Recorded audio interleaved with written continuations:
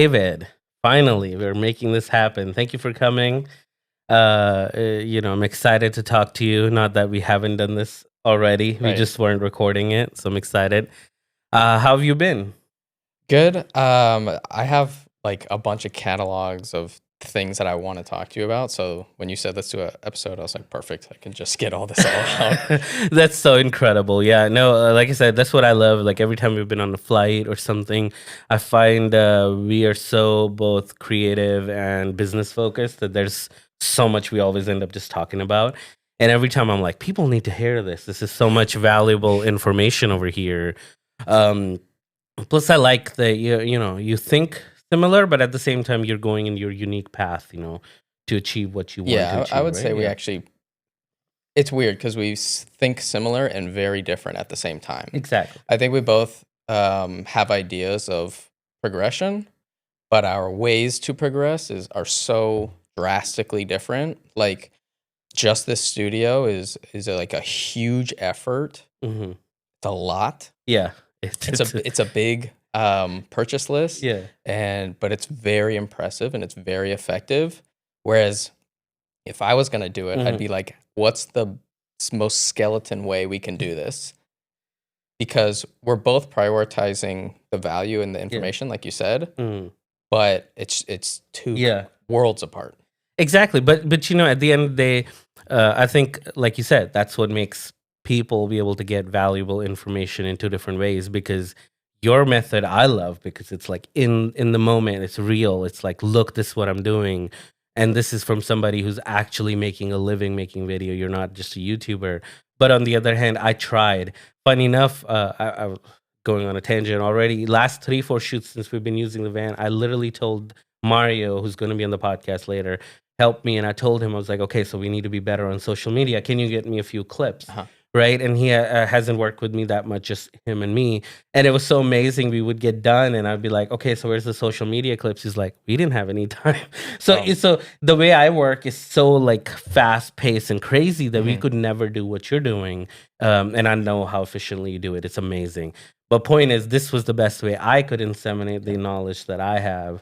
And but at the end of the day, like I said, the audience is winning, right? Because they get to hear the knowledge or the things that they want to hear, regardless of the format. I think both parties are winning. Like the audience might be getting some value, but obviously you're getting value. You're being able to one have conversations with some people that you either want to have conversations with or you would already have conversations with.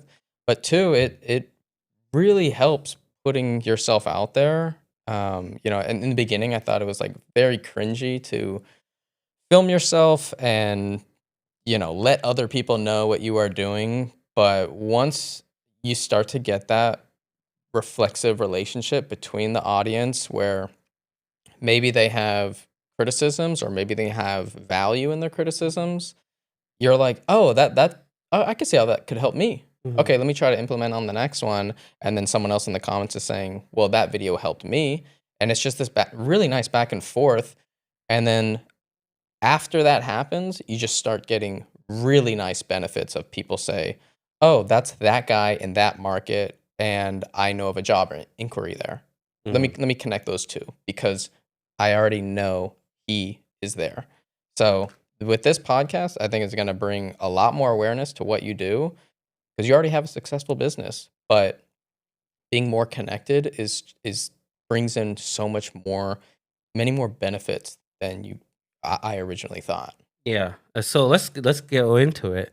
I want to know what made you start YouTube, because funny enough, that's how I know you Right. initially, right? We connected, and then so many other people that I know and hired, having done 1099s just a few weeks back. I'm telling you, a lot of people made a lot of money that would have never found me. Uh, Potentially wasn't for you. Mhm. So what made you start YouTube, and at what point did you see, oh, this is working? I had that freelancer lull that a lot of people are afraid of when they're a freelancer. What if I don't get enough jobs? That's why I need to be a salaried employee. I'm afraid to do freelance. I was in one of those lulls, but I've always been freelance slash business owner for forever. I had one job as a dishwasher. I lasted 3 days. when I was taking a shower and I found like mashed potatoes behind my ears, and I was like, oh, that's not for Yeah. me. And then I worked at a skate park for a long time, surf instructor, but the actual like career part has always been freelancing or my own clients. So I had already experienced tons of Mhm. ups and downs, and I know it's very cyclical. So I wasn't scared of, oh, maybe I'll never work again. I was just, oh, this is one of those months where not much is coming in. I have a lot of time. I like watching these other vlogs, like David Winters, the cranky cameraman.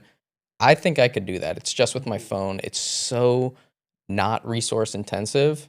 I can make one of these. So Mhm. I just made one on an interview shoot that I did in Miami, and it's very low energy, like not no frills, but I had fun making it, and then just kept going and going, and there's so many points throughout this vlogging YouTube process where I can find areas to have fun. Mhm. So it in itself is very fun, and then all the benefits are very nice to have.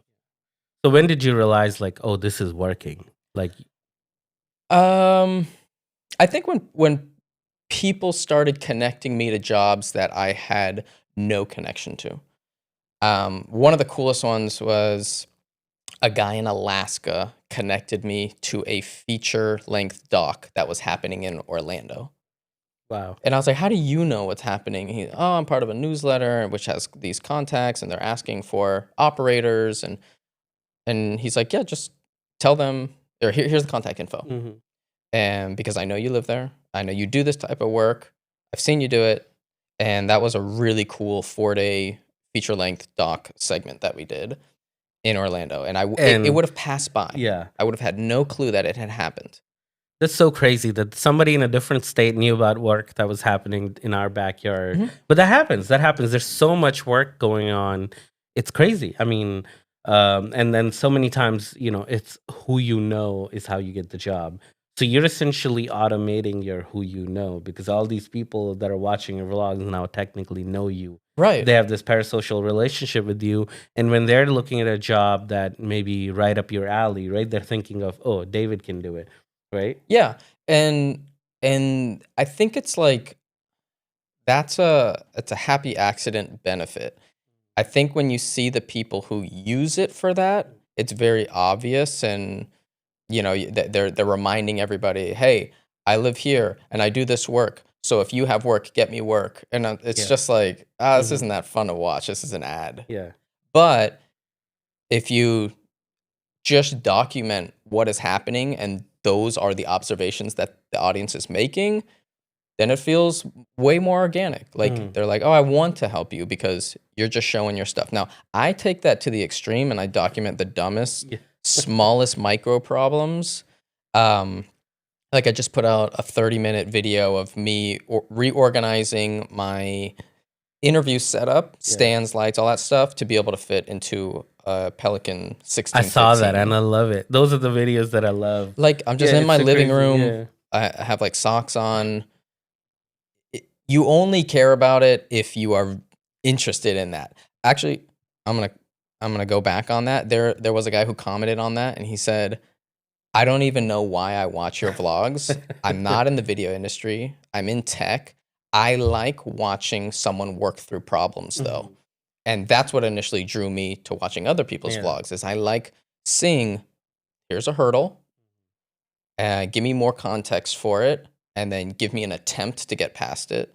It didn't work or it did work, and here's the end conclusions. And I think that's very fun to watch when you can see someone Mhm. work through Yeah. something. And I like so the way why I watch it is because for me, and I'm sure other people are like me too, is because we're in an industry where we think a certain way and we have a certain problem. So it's really neat to see someone else who's going through similar problems. So for example, currently, like I was showing you before we started, my current issue is like maximizing the efficiency of this camera cart that I have. And watching your vlog, even though I know you're doing the opposite, you're putting in a Pelican, I'm coming out of cases into a camera cart. But it's good because I'm like, oh, you're facing similar problems just in an opposite way because I'm going through how can I, be more efficient? How can I grab things? Because I don't want to put something in a bag just to put in a bag. It has to have a reason why it goes where it goes, right? And walking you through your problems giving me ideas, or making me also feel like that I'm not the only one who's having this problem, right? Or something like that. I Yeah. don't know. I like it. People who are thinking similar in a similar field, going through similar things, because you never know what you learn out of it, or just purely for entertainment. Yeah, and I think that's a very common type of like search Mm, is you know how to make an interview or you know how to run a production, but a lot of the time, like the actual time on set is eaten up by transporting, going back to the car. Where is that thing? You have to open up a bag within a bag to get there, and it's like I already know how to do the end yeah, thing. Why is this slowing me down? And I think exactly. that's why I focus on it Hmm. because I'm like, this shouldn't be a problem. Hmm. How do I make this be the fastest, most efficient process possible? Yeah. And it's amazing to because at the end, we're trying to make beautiful images. Anything that's not letting us do that is just a barrier. And we're just trying to remove barriers. But at the end of the day, like I said, I liked what you were doing, and let's talk about how we initially met. So here's my perspective.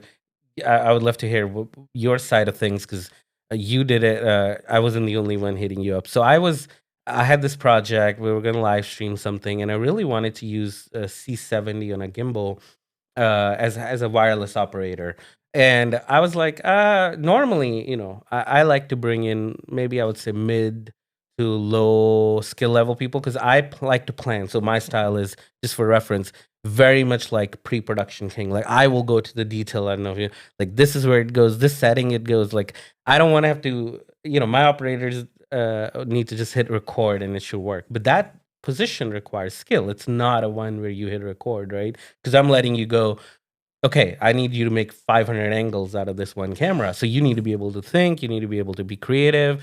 So I needed somebody highly skilled, not the typical operator that Hmm. I'm bringing on. Because usually I'm like, here's the camera, here's all the settings, just hit record, right? Yeah. So I'm going, so who am I going to hire? And I'm just scrolling through these groups on Facebook because I'm just like looking, bored or whatever. I don't remember exactly. And I remember clearly you posting something about uh, this is how I set up my C70 at a event or whatever, Mhm. something like that. And I'm like, I see the word Orlando Hmm. C70, and I'm like, oh, this is like fate, right? And I click on it, and it's just entertaining because, like you said, it was just all about you showing somewhere and figuring out a problem and solving it. And I was like, oh, this is perfect. Because now, without me having ever met you, knowing you, you've demonstrated to me exactly as a production company owner what I was looking for. Somebody who can be creative and somebody who can problem solve. Because, when we're going live, I don't have time to come to you and solve whatever problems you're going to have.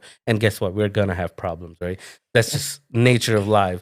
So anyway, I was like, oh, this is perfect operator. So I go, okay, so I got to reach out to him. And perfectly in your vlogs, you had your email, your name, where you from. So I was like, okay, David, hey, I have a Yeah. project coming up.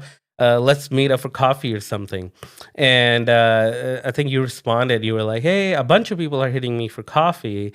I don't know. We do this group thing. So for a minute, to be real with you, I was like, I'm trying to hire you. Why Yeah. am I going to go meet in a group like that? No. But then I was like, no, no, no. Hold on a minute. This is actually a perfect opportunity. Am I going to meet the person I want to hire? Plus, who knows who else? So I was like, no, and I had to fix myself. So that was my mental hurdle. I was like, no, no, no. I got to say yes to that. And I'm so glad I did because this started this long, 2-year journey or whatever Yeah. of where we are over 2 years now. So anyway, so that was my perspective. And tell me what was you were going through because I'm sure a lot of people now started hitting you up, Right. right? Yeah. Yeah, I had some people hit me up and I'm trying to think how can I make this work for me? So I had coffee with one person and I was like, "Oh, that's great. Got to meet someone new, got to learn about them. They're here." And that was I think that was Adam Mm, Kalinowski. And I was like, "That was a great experience. Cool." I got to walk out of my downtown apartment and go to the cafe downstairs and very easy for me. yeah. And then like 6 more people hit me up and I was like, "I'm not doing Yeah. I can't imagine I'm that. not doing that. Why don't we get all 6 people together and you can all meet me?"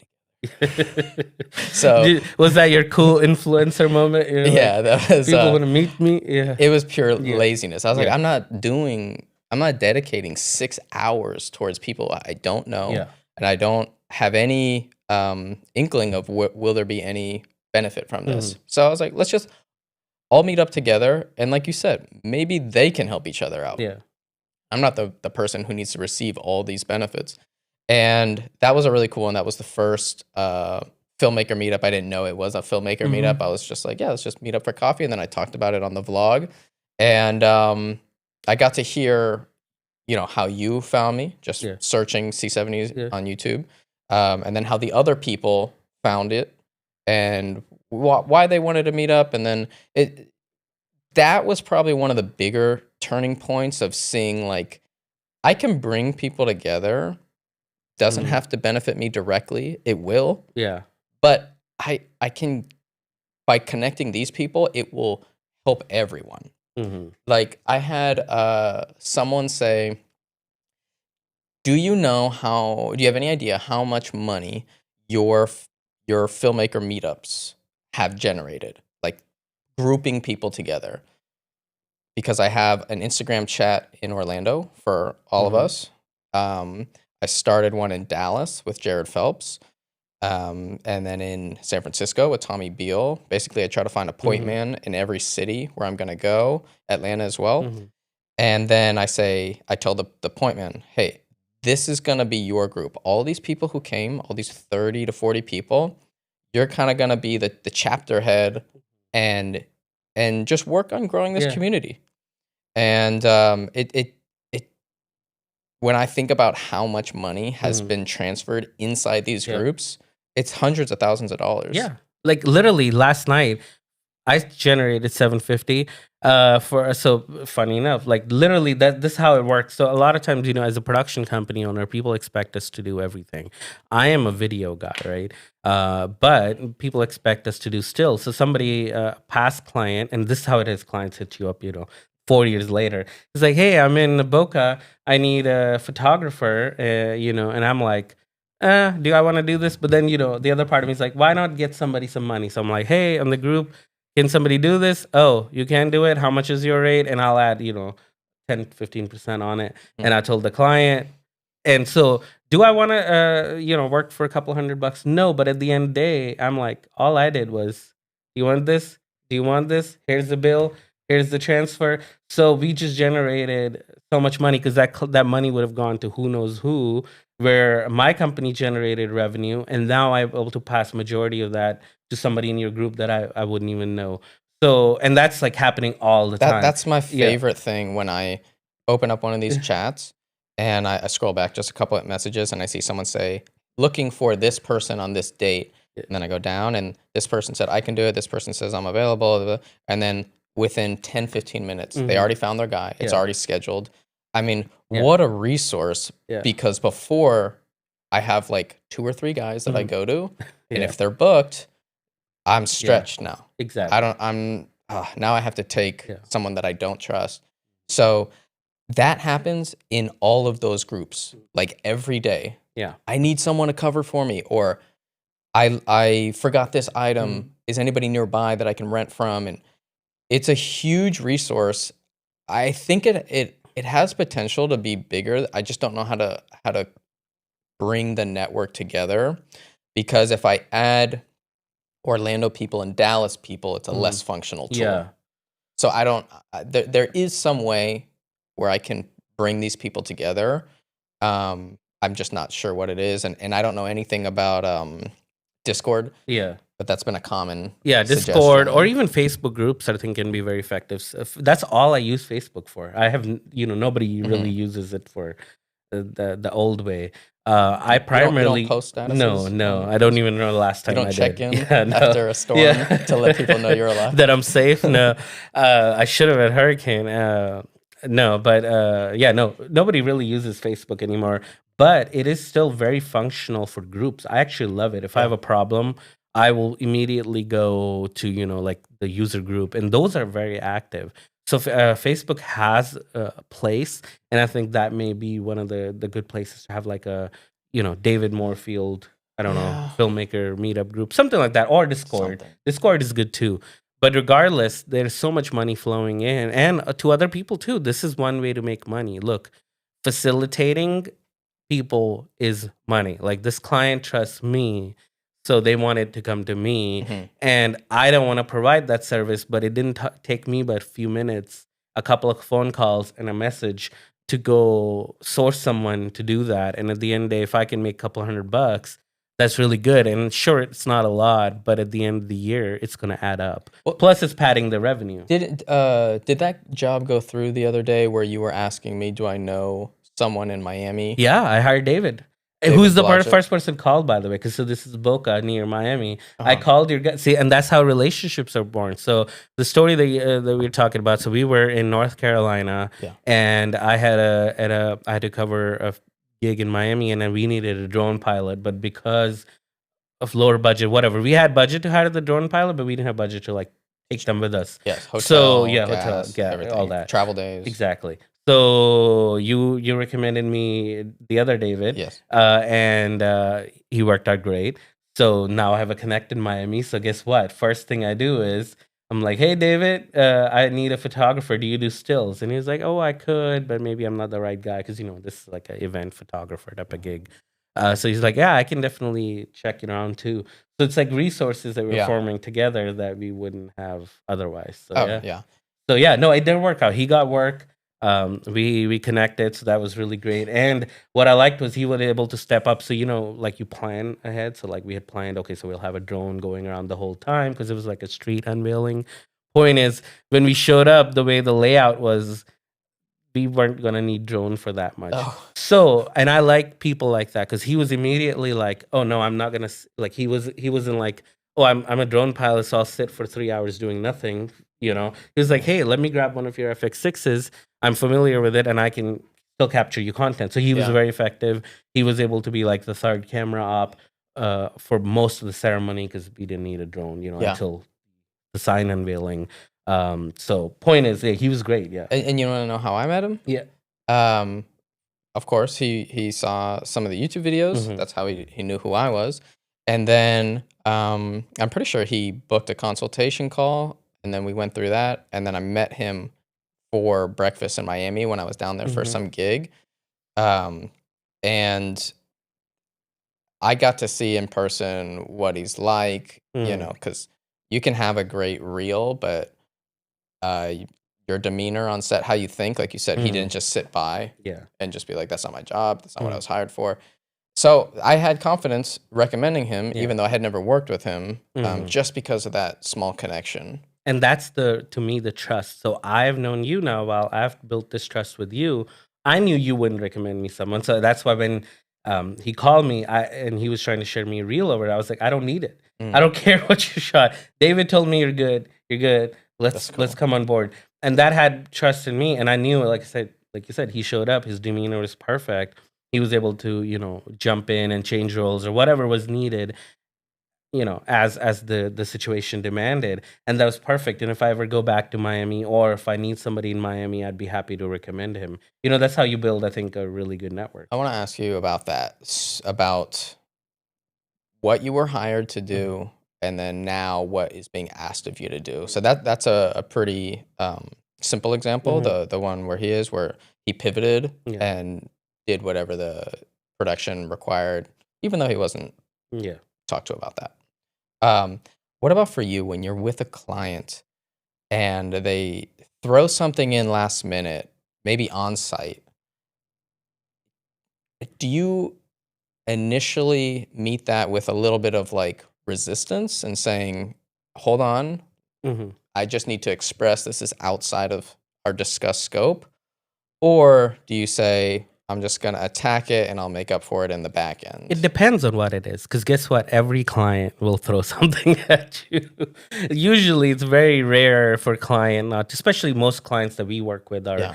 businesses. They're not video people, so they don't understand the scope in general. They just understand the final product, right? Mhm. Because that's what they're looking. They don't know what it goes into making it. Now it's different. Now you called me and you asked me to pivot, it'd be different. But at the same time, if I'm coming for you, I'm working for you. So my goal would be to make your life easier. And if it's something like jumping between drone up and camera up or sound up, I'm happy to do it. I wouldn't care. Like that happened with me. Talk about Adam. I remember he hired me to do this fertilizer thing. Uh, and he hired me like to be this help, But then I was able to think at some point he needed me to do camera. I was able to just jump into camera. I didn't. Right. I'm not gonna complain. Why not? Like I know the skill. I'm there. He needs the help. Like jump up. We can hit record. It's not that hard. But coming back to it, yeah, with clients it depends on the scope. So if they're like, hey, we need this angle this way, or we need the camera here, or like with David, I said David, sorry, Adam, same talk about his DC project. We showed up to do a documentary. We had the whole thing planned out, and the client goes, well, the interviewer wants to be on camera. Yeah. So it's like, now here's what we can do. I know this is a high stakes project, right? The story is very important. Look, this is the way I approach the problem. The problem is the client wants to be on camera. Clearly, I know as a director so I'm not the director here. I'm the more like DP. But as somebody who directs projects, I completely know and works with editing teams. I know none of that will be used. Right. So I know anything we do here to solve this problem is a waste of time and energy.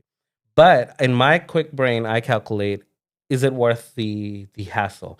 So I have a backup camera. I always bring an extra camera. But it was a 3-camera shoot. Yes. So you had 4th camera. Yes. I always bring an extra camera as a backup. So this is not me. I don't know how somebody else, and I would love to know your perspective on this in a second.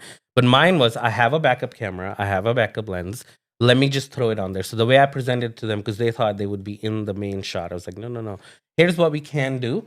We'll put a camera on you. Absolutely.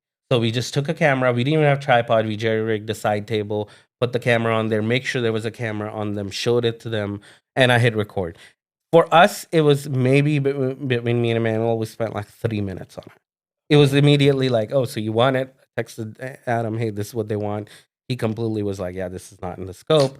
But, but at the same time, I'm like, the way I'm calculating is this is worth the hassle. They're very much into having the shot be in there. And that's okay because, they don't understand the editing phase. This is, again, a client that wants to tell a story. They don't know the process. So is it worth me explaining them, educating them? No. So at that time, we care about more the story and what we want to capture. If that means me having to throw another camera, hitting record is what makes them happy, then I will do it. And plus, I had the tools to make it happen. So I did. Now, clients have asked, like, can we, do ABC? Like, can we make this video at the same time? No, we can't do that because that's out of the scope. So I will be like, hey, no, right now we are only prepped for this and we only have this much time, but I'd be happy to tackle this in the future. So I hope it's a convoluted way of saying it depends on what they want, right? And also if it's worth the hassle or not. Typically, clients are paying me a lot of money. So I don't want to be arguing or hassling for something simple. The part that I hear when you're saying that is you said yes to one of the requests, which was, I want to be on camera, but you said no to them being in a 2-shot like this. Yeah. And I think those types of decisions are the hard parts where it's like, I need to say yes to, solve the problem that you have right now to this person. But I can't let it affect everything. I'm not going to ruin the interview shot by having an interviewer in there. Yeah, and that's tough to navigate where you can say yes and you can say no. You're just trying to devise the best way. I think that's where the leadership mindset comes in, right? You have to me, that's what makes you a good director. Like I said, I wasn't the director in that moment, but I knew Adam well enough and I knew in my skills enough that I could immediately, like I said, I didn't even have to think about it. I knew that wasn't going to make it into the final cut. It's going to ruin what we're trying to do here. We're trying to tell a very emotional story, right?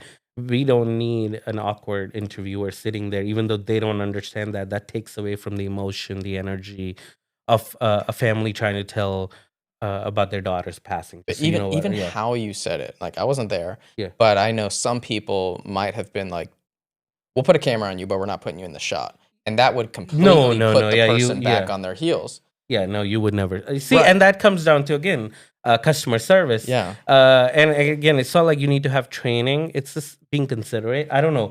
I find that is not a common thread anymore. I don't know why. Uh, I don't know. People are, and I'm all about like customers not always right. I get that. Customers are all a lot of times wrong. So I don't have that old mindset of like Mhm. you have to give them everything. But at the same time, to me, it's like, look, you're there to tell a story, right? That's my primary goal, right? This one, it's like we have to tell this story.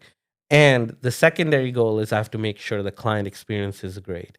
So I'm trying to tackle both in the best way. And like I said, this to be real, I don't want to take too much. I didn't take like 5 minutes to think about this. This was a 30-second thing. It was like I genuinely just asked them, so what do you want? And then they're Mhm. like, okay, so we want to be in the shot. So, because I may cry, they may want my emotions. It's important. And I was like, I get it. The interviewer wanted their Yeah, emotion in it? yeah. Because they're That's part of funny. the story. So they're subject, but I get it. Not to go too deep. Have you seen the documentary trailer? I Yes. don't. Yeah, So no, I saw it. okay. I You saw know the it. rough draft. Yeah. So kind of get the story. So, but what I'm saying is like at the end of the day, I'm just going. Look, here's the problem. Can I solve it? Yes, I can. Let me solve it. But at the same time, I don't want to ruin what we're primarily here to do. So Mhm. I'm like, okay, so here's what we're gonna do. We're gonna have you sit there. They're gonna sit over here. Here's this camera is gonna be for you. This camera is for them. There's no conflict here, right? Yeah. We solved it. They're happy, and I know now Adam has what he needs. His editor has what he needs. Plus, he's extra content. If he wants to use it, something really does great come out of this extra camera, then Mhm. absolutely great. If not, worst case is just a few extra ones and zeros that we have. Right, A few extra gigabytes that he has to deal with. And I think that's the way I solve problems. But remember, this is an easy one to solve. You don't have to always say yes. Mhm. So I solve based on what the problem is, because they will sometimes, like I said, they'll throw crazy things at you. Like, okay, I'll give you a recent example. A few days ago, I was at a gymnastics location locally, and they wanted to do a commercial. I didn't know that, right? So they hired me like as a day thing, right? You come because they are an agency also, so they can edit and everything. So I showed up, and I don't know anything what we're doing, right? This is one of those where you just Mhm. show up. So I show up, they're like, okay, it's a commercial. So to do a commercial with just me and an assistant is like crazy already. But then two, so they go first shot, we want outside right away, midday or Florida sun, it's not gonna look pretty. So you go. The thing is, now I have a van. I have 12 by 12s, 8 by 8s. Technically, I can do that shot correctly, Yeah. but we don't have time. We have an hour to get the whole script done, right? Their students are gonna be in here. We can't. So it's like the solution is, look, hey, this is how it's gonna look. What do you think, right? And first we set up a boom, and I was like, oh, they were like, no, we want a really wide shot. We want to show how big the building is.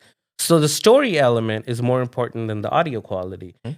That's the truth. The story is that they're trying to tell. Remember, they did the creative on this commercial. Is how big. Look how big. We have the largest facility in all of Florida.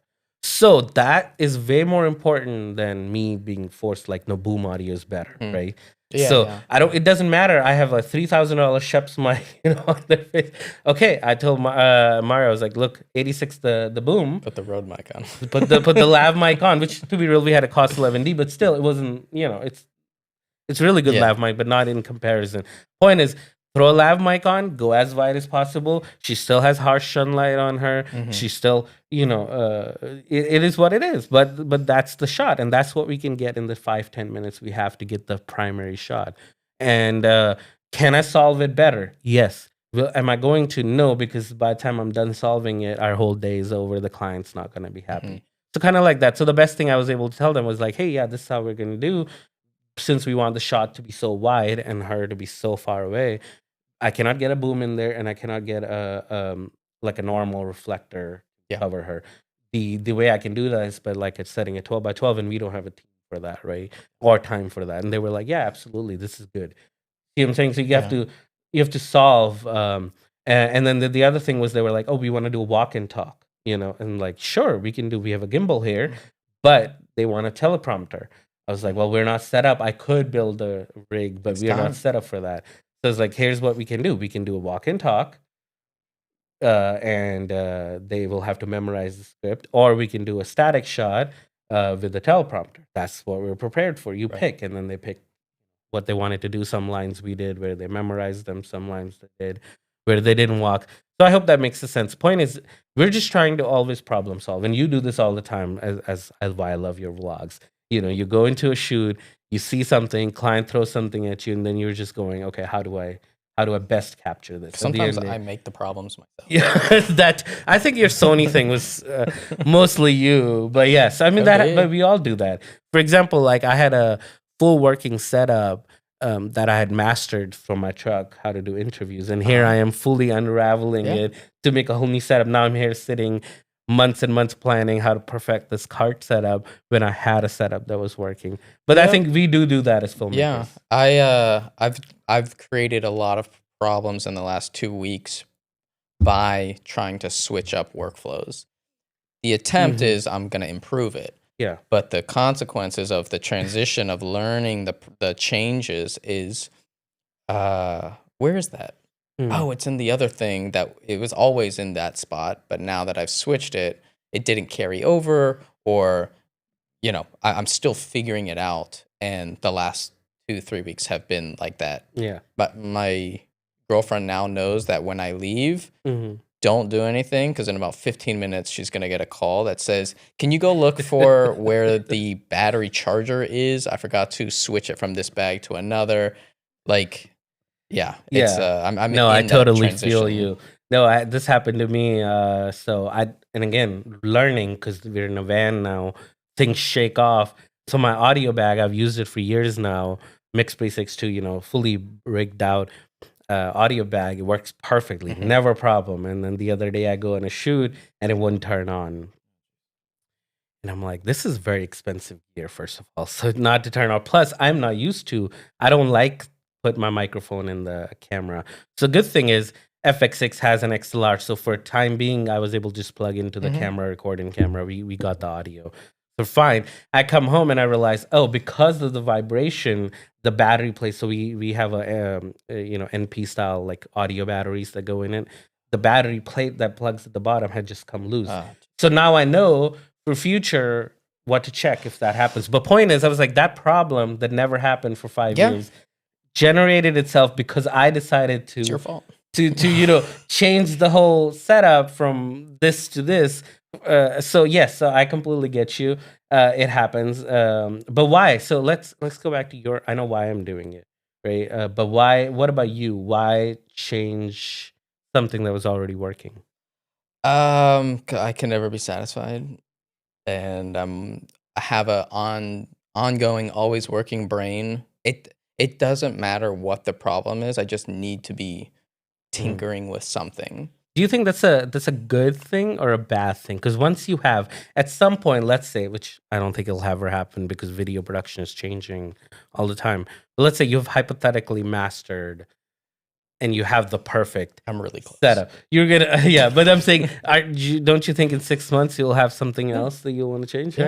Right? I mean, I will It's a say flaw very. in our characters. It's a characteristic, Yeah. for sure, because my girlfriend has noticed it. She's like, "That's part of your personality."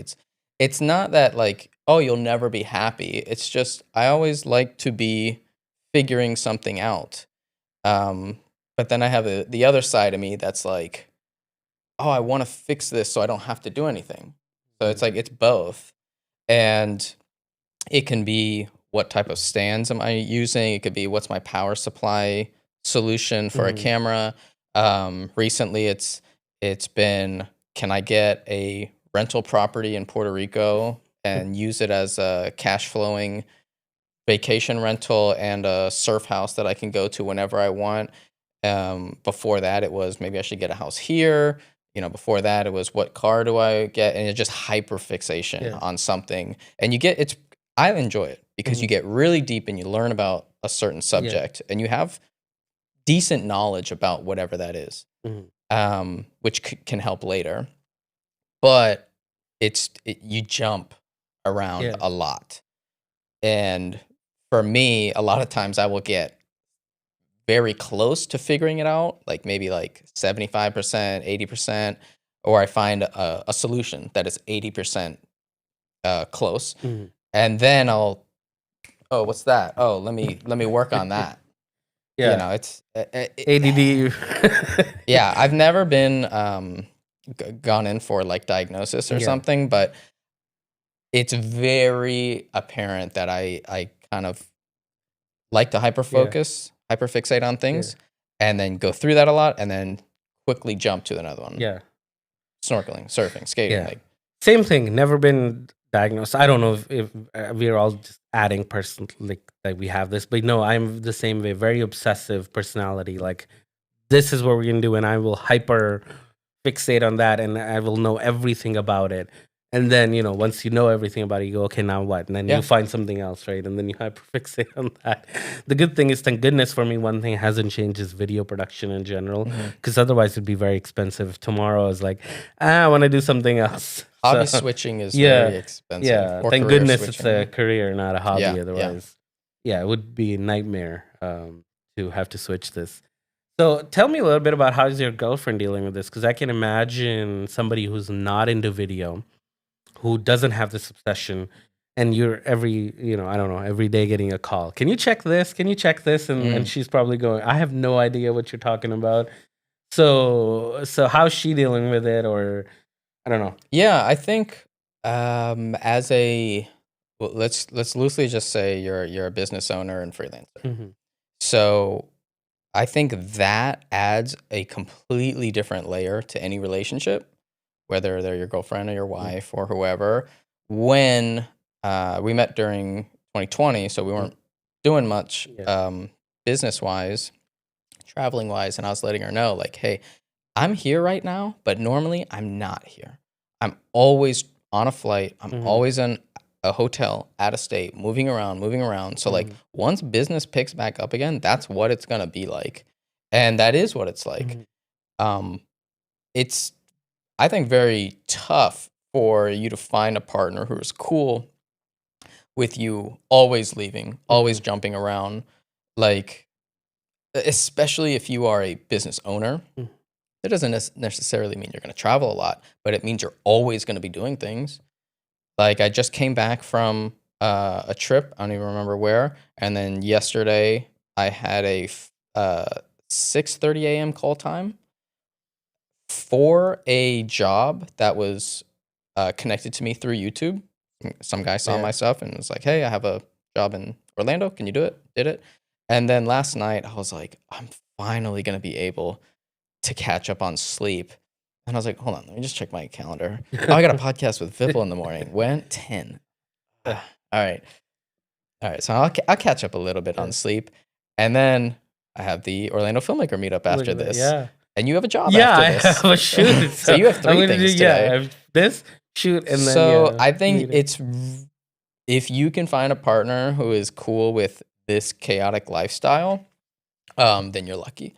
And it's not like it's just a year of this and then it goes to the easy street. Yeah. It's like it's this all the time. But that is where I start to think, and I want to know if you start to think of, do I always want to do this? How can I get more money from doing less? What other diversification can I have that can cash flow? And that's kind of what brought me into thinking of other things. The most recent one has just been the YouTube thing, where I am noticing the more I put into that, the more it gives back. And it's nice because it's not like it's more fun than contributing to a stock account, right? Yeah. It's way more fun. Every vlog that I make has the same effect as that, but it's just way more fun because of the connection I get to people. Exactly. I YouTube. think it depends on, you have to have a certain type of personality, obviously, to be a YouTuber.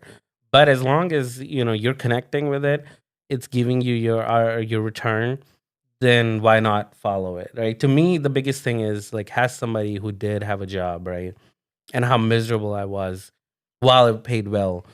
The only thing I can tell in life is, and I think you and I think alike on that, is like I'd rather work more, but for myself than for someone else. I don't want anyone to control, excuse me, my calendar or my life, or who can tell me when I can go on vacation or when I can spend time with my kids. And that drives me, at least. to to do even better and to Yeah. do more of what we do, but it's not all roses at the same time either. I mean, I definitely feel like I have a very privileged Hmm. journey. White dude growing up in Florida, America born. Like, Hmm. there's just so many things where it's like, dude, you have a lot stacked Hmm. in your favor. You shouldn't be Yeah. Yeah. struggling.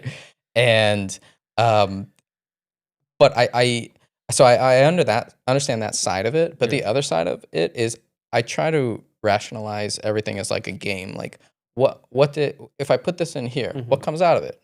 Yeah. What's the equation here? Mhm. Rather than, I did this and it Mhm. messed up. It's me. I'm Yeah. horrible. No, it's just that equation didn't work. Yeah. Just switch it up. See if something else Exactly. And changes. talk about this. I did have a conversation with a few people about this who are like, like, is race a factor, or is this keeping me down, or what? Look, I'm not an expert. I'm a video production expert. I'm not an expert on biases of people. Okay. I could tell you, yes, most of the people that I deal with are older white CEOs, right? So I'm pretty sure if you're not white or if you're female or whatever, you have a disadvantage. But at the end of the day, look, you have privilege of that you're white or you're from Florida or you're from America. I maybe have privilege or maybe don't have privilege that I'm not white or whatever. At the end of the day, we all have our privileges or we don't have our privileges. Like I got this gig with the IACC, the Indian community, because I'm Indian. Mm, So everyone has their own privileges, or somebody may be black or whatever. At the end of the day, look, it's good to be to have gratitude. Like, hey, this is who I am, and I know I have it easy because you want to be grounded. But at the same time, I feel like people need to stop, because a lot of people use it as a crutch. Like, hey, I am this, so that's why it's going to be hard for me. Look, it's easy or it's hard. It is what it is. In business, you can sit here and complain. I'm talking to people, right, right? right. Or you could just go out and do it. If somebody is not your client, they're not your client. But most people, I'll tell you one thing: business owners speak one language, and that's language of money.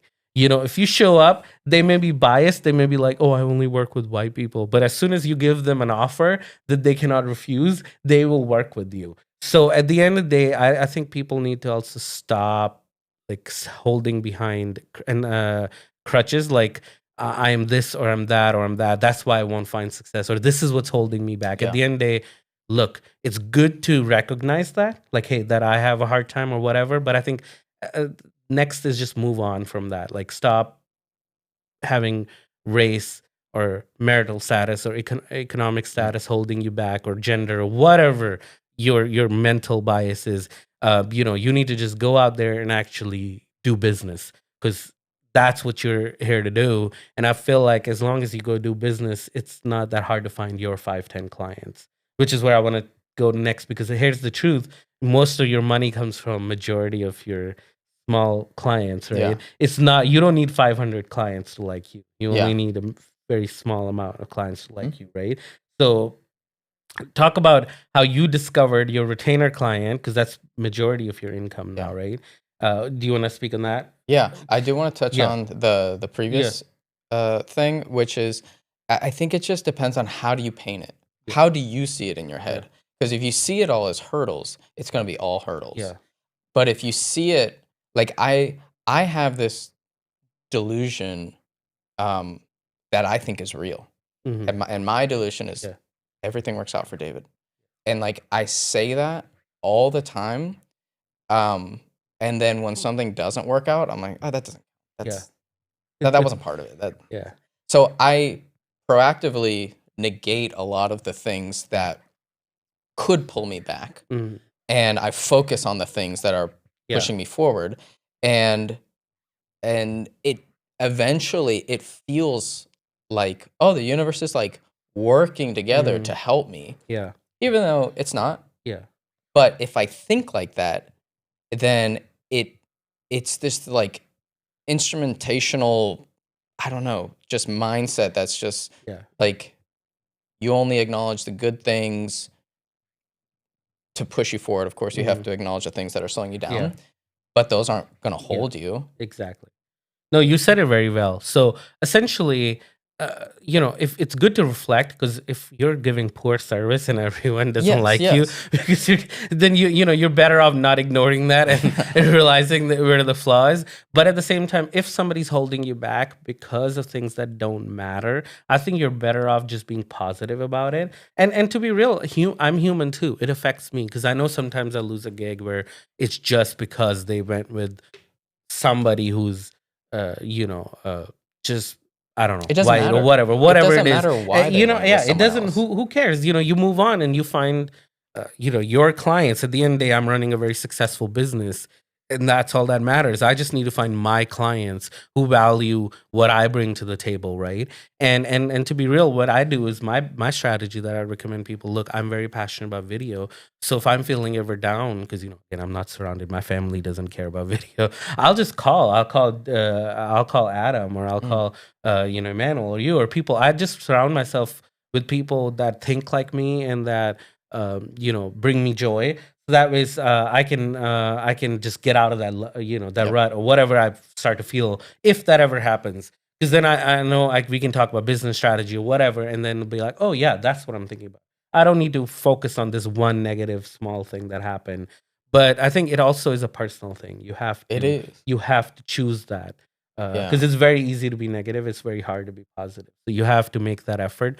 But I do think, tell me if I'm wrong, when you think positive, good things happen to you, right? Even if it's not like, oh, now 60% good things are happening to me and 40% bad things, even if it's 50-50, if you think like that, this 50% feels heavier. Hmm. So, yeah, it's just kind of thinking that this is another step. That's all Hmm. it is. Yeah, it's not like the end. It's Hmm. not crippling problems. It's not whatever. It's just this is one step. Did I get bad feedback from it or did I get good feedback from it? Okay, I'll just take that and move forward, but I'm gonna progress because I'm gonna try something. Exactly. And here's one thing I'll tell you. That's what motivate. I think I've helped a few business owners with. Look, most businesses shut down in the first 5 years of business. So if you just make it past 5 years, you're more successful than most businesses that started. Mm. So if you look at it positively, like, look, I'm just trying to make it to 5 years. I'm just trying to make it 5 years and don't give up. You're gonna find success. Because as long as you don't focus on the negative, because you're just focused on, hey, I got to make it past 5 years, you're gonna focus on that long journey instead of the short term. Because most businesses shut down because most businesses have hurdles and they give up. Just don't give up and keep doing it. Eventually, you'll find I success. I can't even think 5 years into the Yeah. future. I am very microscopic. Hmm. So I just think, how do I make today's job go as well as I have the capability to make it go well? And, you know, I think some other people are very more long term Hmm. oriented and they're saying, well, I have today's job and then I have my goals for this year and the goals for 5 years and 10 Hmm. years. And I need to, to walk that, Yeah. climb that ladder. But for me, I don't Mhm. think like that, for better or for worse. I mean, at the end of the day, that's why I want you to be here so people can hear both perspectives. Because I'm saying, look long term and make sure you make it past that 5 years. And you're saying, look at that microscopic level, which I completely get it. Because if you do good today, your Yes. future will automatically be Yes. great. And I think just pick, if somebody's listening, even if one person we can help, just pick what motivates you. At the end of the day, I think you just have to look within, right? And pick what's motivating me today to go out and do it, Yeah. and whatever that is, just cling on to Like that. that Yeah. sounds very like fluffy. Look Yeah. with him, but really it's just saying, what are you drawn to? Yeah.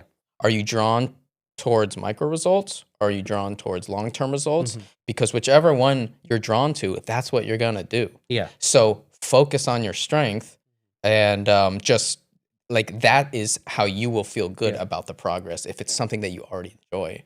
Yeah, and I'm very much a physical type of guy. I hate like people who get so much in theory too. And again, this is going to so many tangents, but like I'm all about sitting down, planning. I have like a whole coffee with Adam tomorrow, where I'm gonna sit down and give him my whole plan of So you're gonna future. talk to him Yeah, tonight at the yeah, yeah, meetup, and then and you're gonna have tomorrow. coffee with But him. like I have like all thing planned out. Like, hey, here's the because I'm doing a lot of new things with this rebrand. But the point is, like genuinely we want to run by like ideas of, so what I'm saying is at the same time I can be theoretical, but I'm very much like I prefer people who like physically actually go do things, because you can sit and plan on paper everything, like this, that, whatever, but if you don't actually go do it, like imagine reading a whole book on how to be a YouTuber versus actually going and doing the YouTube videos, like making them. I feel you would learn way more making the videos than reading a thick ass textbook, no matter how knowledgeable it is. Nothing against books, but I'm also saying is I personally like people who just go do it. And if you don't know how to do it, surround yourself with people who know how to do it. And I don't think it's that complicated. That I that's don't. that's one of my biggest flaws is inaction, because I want to have the most educated decision. Yeah. I want to know, why am I making this decision, and I'm gonna do this one because it has the highest probability of success. But that just leads to paralysis by Yeah. analysis, just overthinking everything. And on one side, it's good because you don't, you're not grabbing a hot pan and someone's like, "Did you even think that the pan might be hot?" And you're like, "No, I just, took action." And then it's like, okay, Yeah. well, I looked at what temperatures were, Yeah. and that temperature would Yeah. give you a 3rd-degree burn, so I didn't do it. And both of them are right, essentially. Yeah. I think a good balance, right? A In good everything. balance, yeah. But like I'll tell you, so on my video business, I like with gear purchases. I know people think I buy a lot of gear, which I do, but I actually think like every time I add things to my list, I'm like, okay, how is this gonna help my business? How is this gonna, like, overthinking it, like you said, to the point of solution? But then when I was building the studio, it would have never gotten built. Yeah. We were literally at Home Depot looking at 500 floors. At some point, I'm like, this, and let's just go. Yeah. And the disadvantage to that was, yes, we ended up with things that we didn't use or that were extra. But guess what? You go to the Home Depot and you return it. But to me, the only way the studio got done was because we were able to just buy. Like, let's just get what we think we need, Yeah. and then we won't use it, then we'll return it. Versus if I sit here and I perfectly find the exact same trim and this piece or that piece That's or what I would do. whatever, then it would never get done. So having taken both, ways, I could tell you they both have their flaws. At the end of the day, I think a good healthy balance, and I'm going, like you said, it sounds like fluff, is the best way to go. You have to take each individual decision, like, and take that. Like, is this worth me spending hours on it? Then sure, spend That's it. Like if you're tough. buying a camera, right, and you're Yeah. investing $5,000, I get it. Invest, like, the research, Yeah. find the right tool. But if you're just buying, I don't know, a small memory card on it, I don't think you need to spend 10 hours or 2 hours, sorry, 2 days researching the best memory card. Just buy a freaking memory card. Do you see what I'm saying? I can't do To it. me, that I have to research. I'm sorry. I hear you. Yeah. Can't do it. Yeah, see what I'm saying? But and that's okay. That's your flaw, and as long as you're self-aware of it, that's okay. You know it. Yeah. It is what it is. Yeah, it pretty much is. It is what it is, and that type of inaction, like I said, has prevented me from a lot of things, but it's also prevented me from a lot of good things, but it's also prevented me from a lot of bad things. And it's just a thought process that I know I have to deal with. So let's just use that tool to hopefully get good results. But jumping back to the retainer question that you asked. Yeah, because I think that's really cool for people to hear. So I remember, this is my context of you, very strongly telling me, I don't know if it was in Vegas or somewhere, I was having this conversation, but you started like, no, I am a Vegas DP. airport. Yeah, I think where you were like, no, I am a DP. I have perfected, this is what I want to do, and I can't. I have ADD or whatever, something like that. You remember saying that to me, like. I cannot do one thing over and over again. I have to do different jobs. So anyway, so you were like very pro what you were doing, which was DP, finding new Freelance. gigs, Yeah. freelance. And all of a sudden, I find out like you've got this retainer client, which obviously financially seems like it did really wonders for you. But I want to just know is you know, we can go in details, but I would right now just general want to know is how did that change come about? Because it was very not what I thought David would want to Right. do. It's not what I thought David would do too. Yeah, so- It's because it was a very organic evolution. And technically, it's not a retainer. And I can get into that. Mhm. But it was a referral from a contact that I've had for years. And she was like, hey, this company used to work under our agency. They left. They asked me for a recommendation. I recommended you. So already I was like, wait, they were hiring an agency Mhm. and now they want to hire a person? Like I don't know if that's going to meet their expectations. And it was the crew call was like, I'd never seen this. A director and two PAs. I'm like, well, that doesn't really Yeah. work. Yeah. Nothing's getting done. Yeah. They're if- probably thinking swings, but they use the word PA, right? Yes. Yeah. Uh-huh. So I was like, all right. And I was basically all the video production Mhm. part of that. And then the other role was a PA. And I just brought my girlfriend in. So I was like, this is cool. A little bit of money for her. We get to hang out. It's a good rate. Sure. And that was November of 2023. And we did good. It was just, a couple day rates for everybody. Nice. And then they called back in February of 24, March-ish. And they said, hey, we want to do another shoot. Okay, cool. And then we did another one. And then they said, we would like to get a contract for a retainer status. And the first thing I go is, no, my time. I have to commit to something. Yeah. I don't want to commit to anything. And so I asked him, why do you want a retainer? Like, why do you think you want a retainer? Mhm. Is it because you want days on the calendar? Is it because you think there will be a discount for a bulk order? Is it what? What is it? And they said, oh, it's just days on the calendar because we have to pre-produce all these scripts and we want to know when they're going to get filmed. And if we can have days already designated with you, we can organize when our deliverables will come in. Okay. Yeah. That makes sense. It totally makes sense. And I think a lot of people think retainer contract is just this one thing, and it's not. It's whatever is the best relationship for that client and you. Mhm. So this one, I was like, I told them, there's not going to be a contract. And I know a lot of people would advise against that as just a business practice. Well, you don't have any recourse for cancellations. You don't have any, anything like that.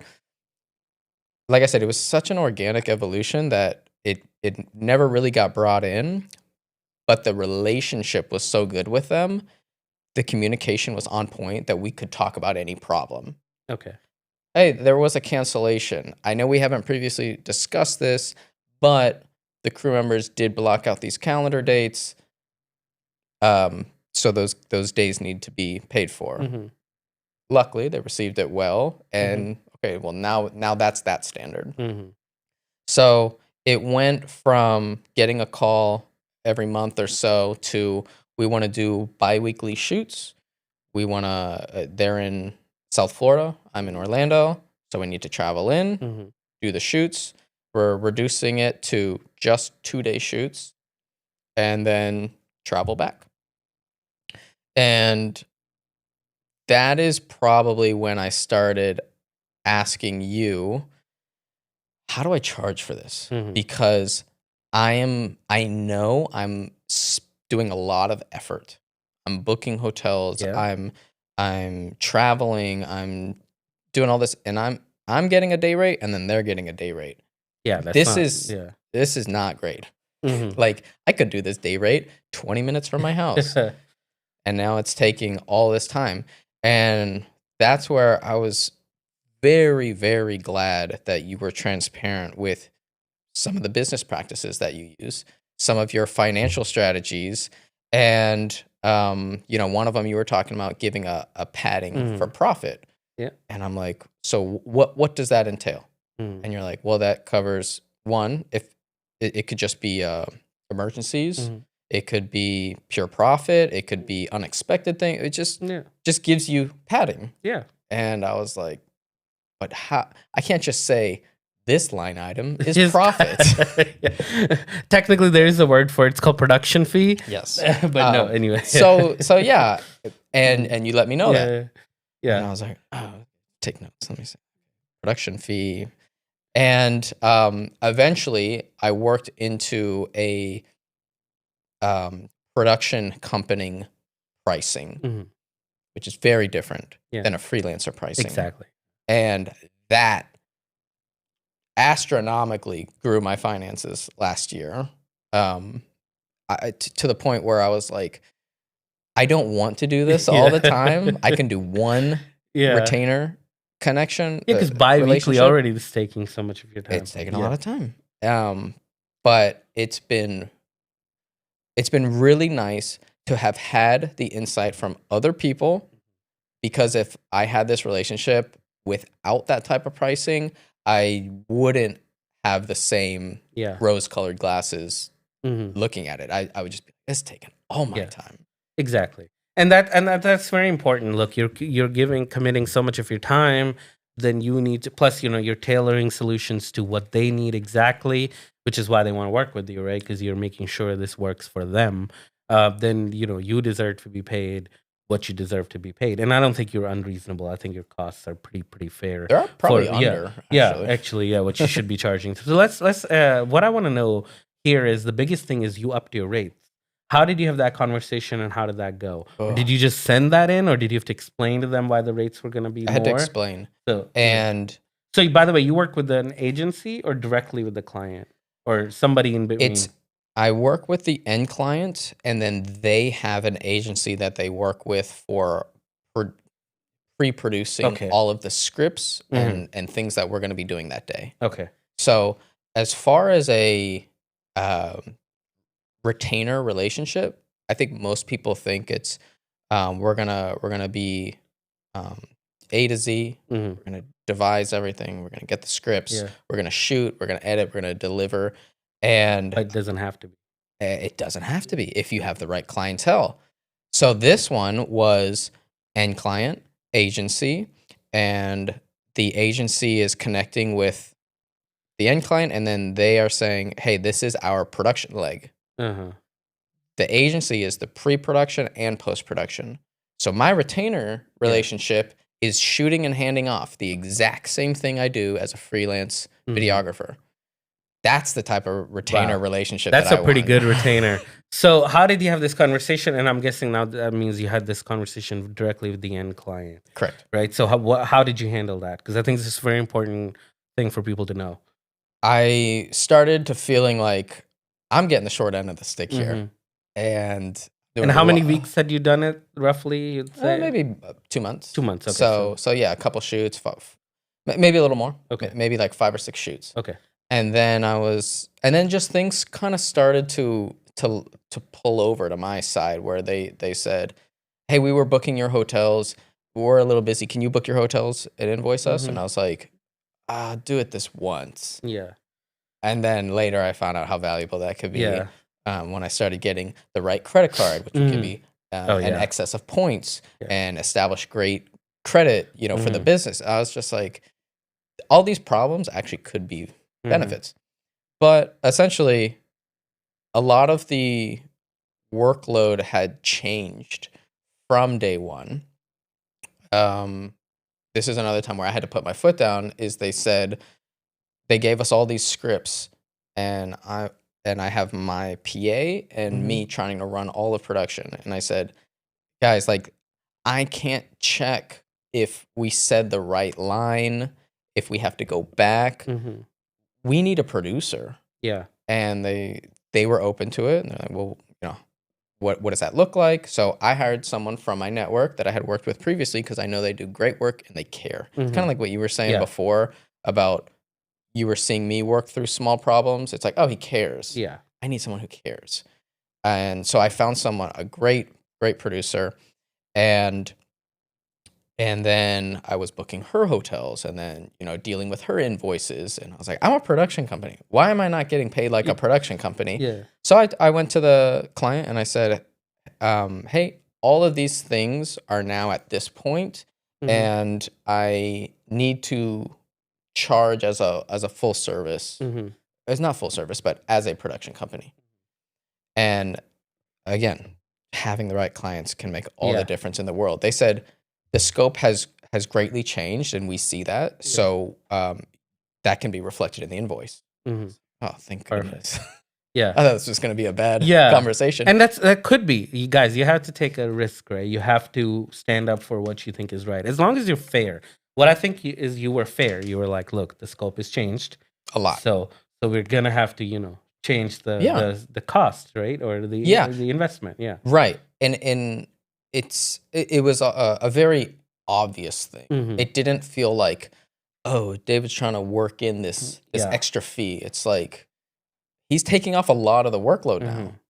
So that cost has to go somewhere. Exactly. Somebody needs to pay for it. Someone needs to pay for it. And I just feel so blessed that I got such a understanding client, and also that I was referred this client, because what was a one-off turned into became like your majority work, essentially, right? Yeah, I want to say 70% of my income. Wow. Which is don't put all your eggs in one basket. It's but like you are I have 10 eggs in this one basket. And I understand that. Yeah. I did have a situation in 2018 where I had one agency that I was freelancing for, and their 2 to 3 biggest clients, like you were saying, there's a few clients who provide the bulk of your income. That was the situation for this agency, and they didn't renew contracts. And that agency told me, hey, I'm sorry, but there's going to be a lot less work. And I was left like, oh my gosh, like I had a 40% reduction in income from that. Which is a huge reduction. Yeah. Especially like when you're not making that much and you're like more learning. And so that taught me at that point the value of I need to have my own clients. Even if I'm a freelancer, I need to have my clients. It could even just be usual clients, but I can't depend solely on a entity that is getting me work. Yeah, that is a recipe for risk. Which you are taking again now, though, because you have, like you said, 70% of your income. But at least there isn't a degree in between. There's no middleman. So in this sense, there's no agency who is trying to find me work. It's me, an end client. Yeah. So I can foster that relationship.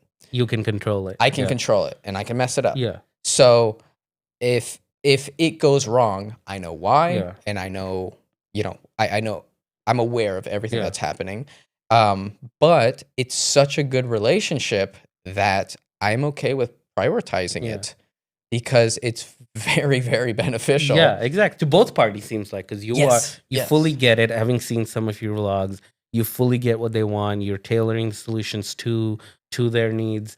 So I think that's why it's valuable to them. And then obviously it's valuable to you because they're giving you money in return, and good money. So talk about how you do the invoice. Like, do you just write one amount, or are you still breaking it down? No, I'm not breaking it down anymore because I asked you about that. Yeah, so smart. So you're just putting what do you say? Just fee or cost or whatever? I am so used to line iteming as a freelance DP, which I think is the right way to go. Yeah. You have to say, this was my day rate, this was my fuel rate, this was additional rentals, this is my per diem.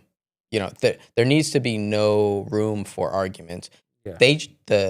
The client wants to just see, what are we being charged for? And as a freelancer, that is the way to do it. Yeah. There's no, you're not trying to hide costs, sneak things under. It's just because you have to show receipts a lot of times.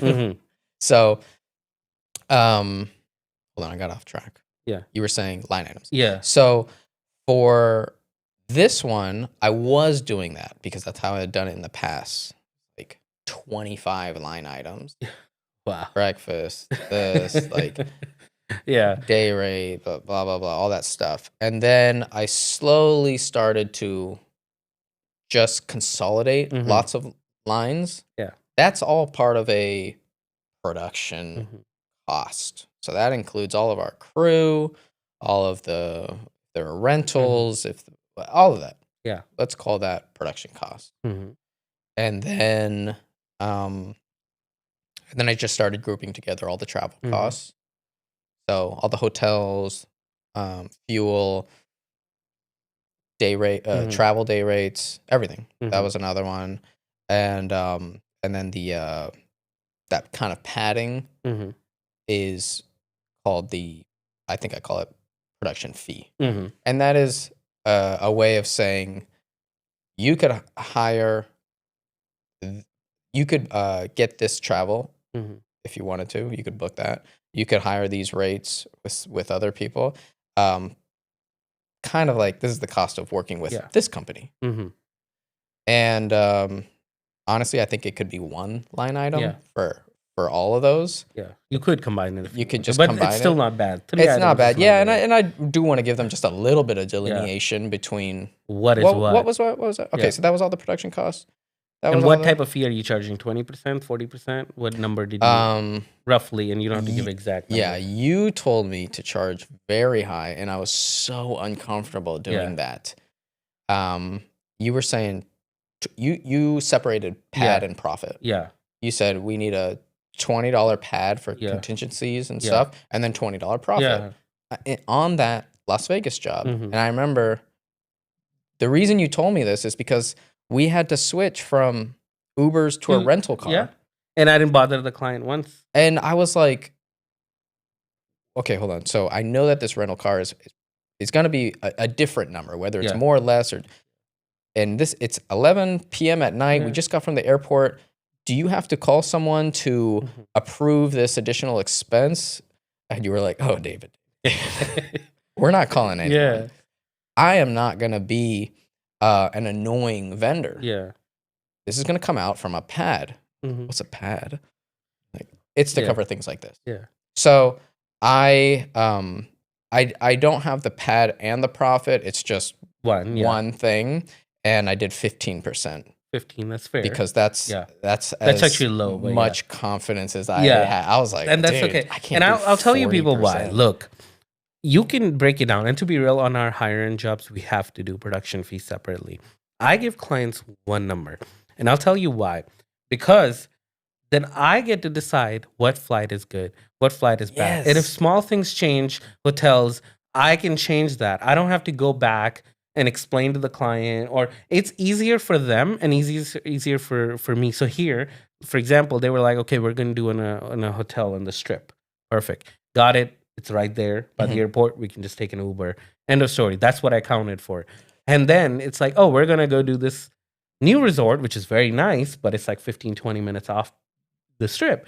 It's like, oh, we can't do that. That Uber is going to be very expensive, but that also means we need to be able to travel back to the Strip, do whatever, right? Point is, we need a rental car now. Yeah. So that's an additional expense. Okay, how much is it? Like $200 plus gas, plus, other fees and insurance, whatever.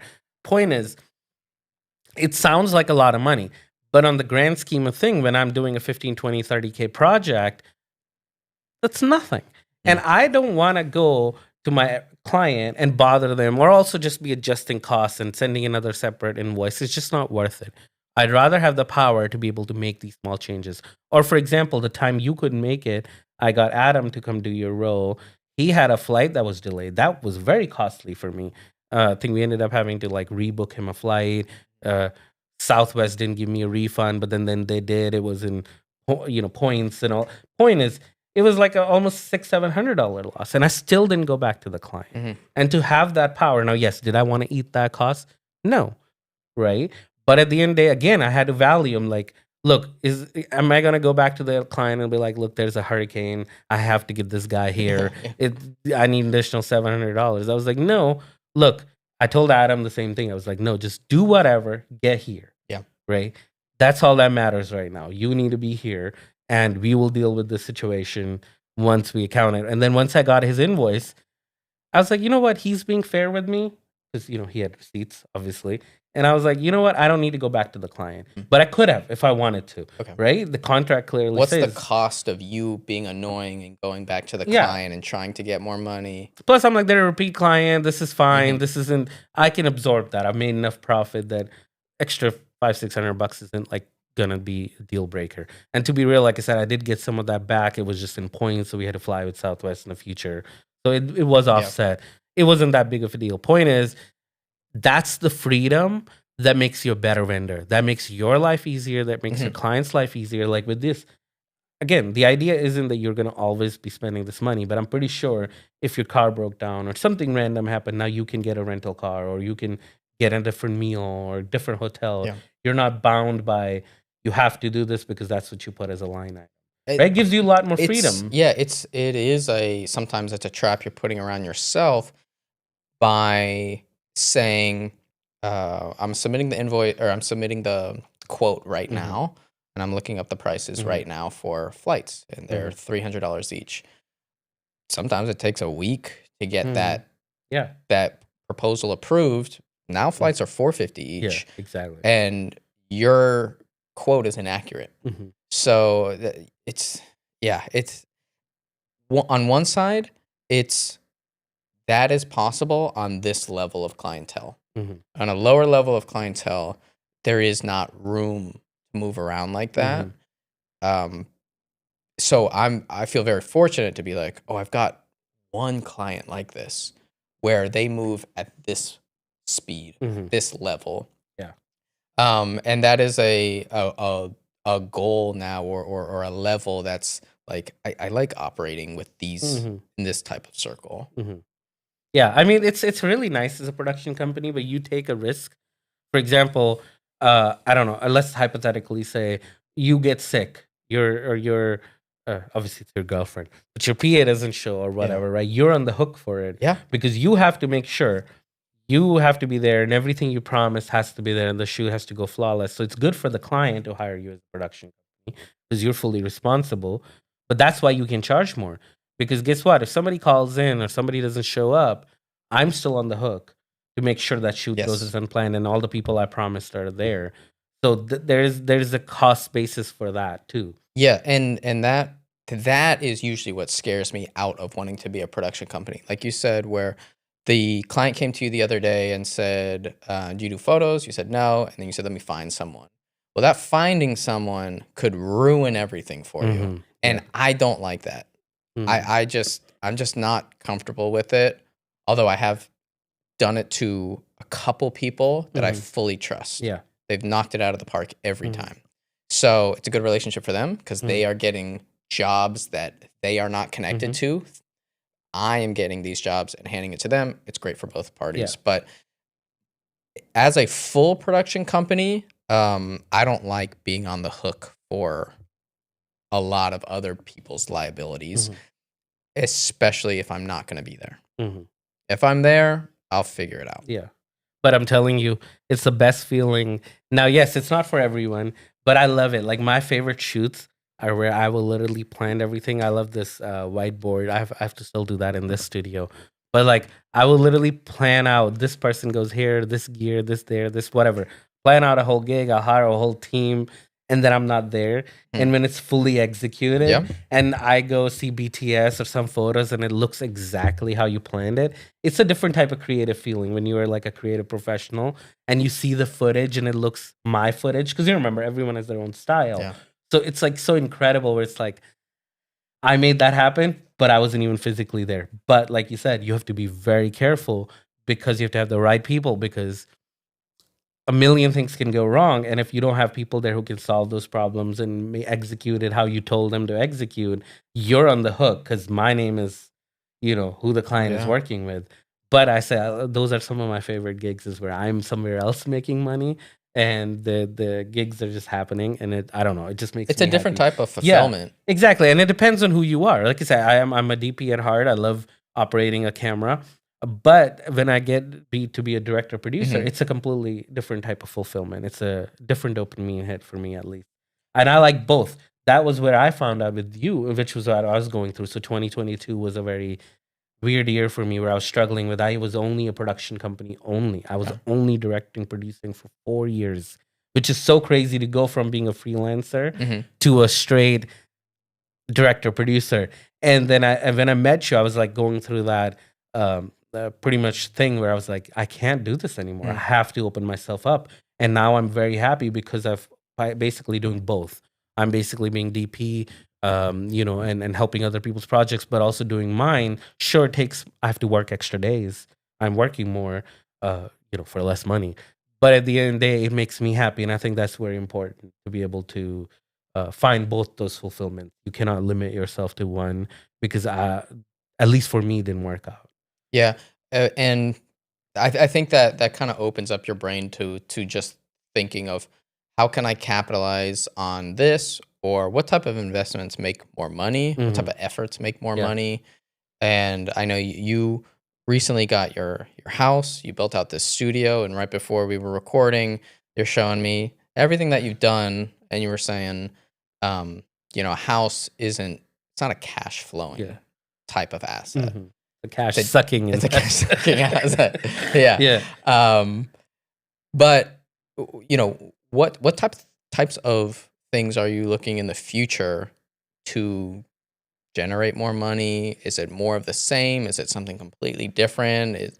Yeah. Where do you see anything in So the for me, when I started this, like I said, I had this one sole goal of this certain revenue number. And then when I finally reached it last year, that's where I literally say that's exactly what I went through. I was like, okay, now what's next for me? Mm, And I think what was next for me is this. This is exactly what I want to do. So the goal is now, which was to be real, what I started in 2018. So uh, when I started this company, things weren't as accessible. We didn't have such good equipment then. Point is, corporate videos sucked. It's like either really high end or cheap content that was like cheap cameras, it wasn't good. So I was like, we're gonna bring Hollywood to my clients. And I felt like we did that. But now anyone can do that. yeah. FX6s and these big lights that are aperture makes it very accessible. So equipment is no longer the factor, right? So what I'm basically going for is now we're trying to bring our clients success. I just had a client report to me that they made more money in their last Q4 of 2024 than they did the first 3 quarters. And they said videos were largely part of that. And that's like a multi-billion-dollar company. So that our videos generated $1 billion plus for a client Hmm. is incredible feeling to have. Now, again, What space are they in? finance, obviously. But the point I'm trying to make is people can make so much money from these videos. So at the end of the day, what I'm trying to do is use that. So the two formats that I want to be more efficient this year is I want to do more collaborations. I want to be a DP on more gigs for Mhm. my self fulfillment. I want to be DP, gaffer, sound. And that's for my extra days that I'm going to now save on prep time because as I showed you, I have no prep time. Usually it used to be a whole day for prep. Yeah. Now it's like hours, so just charge the batteries, roll the card in. Mm. So all those days that I'm going to now save, let's say 30 days extra that I have was just lost in prep last year. Now I can go be and collaborate more on projects. That's Mm. extra revenue that I wouldn't have had. Plus, I'm helping other people because I've set my rates really low. Like you couldn't even get my sound package you know, for what I'm charging and I'm bringing, for Your rates uh, don't y- make sense. yeah, I know. But remember, this is only because I have my own Yes. clients. Like I charge as a production company. And that's what part of the meetup, what I want to share with people is like, look, I'm bringing you literally everything. And you can either just use the grip, just use the lighting, just Yeah. use cameras, just use sound, and it'll make financial sense because I was charging that for myself anyway. You're Mhm. getting the gear for free. But if you use everything, this is like, Yeah. really killer late. And now you can tell your clients you're a huge production company without zero investment.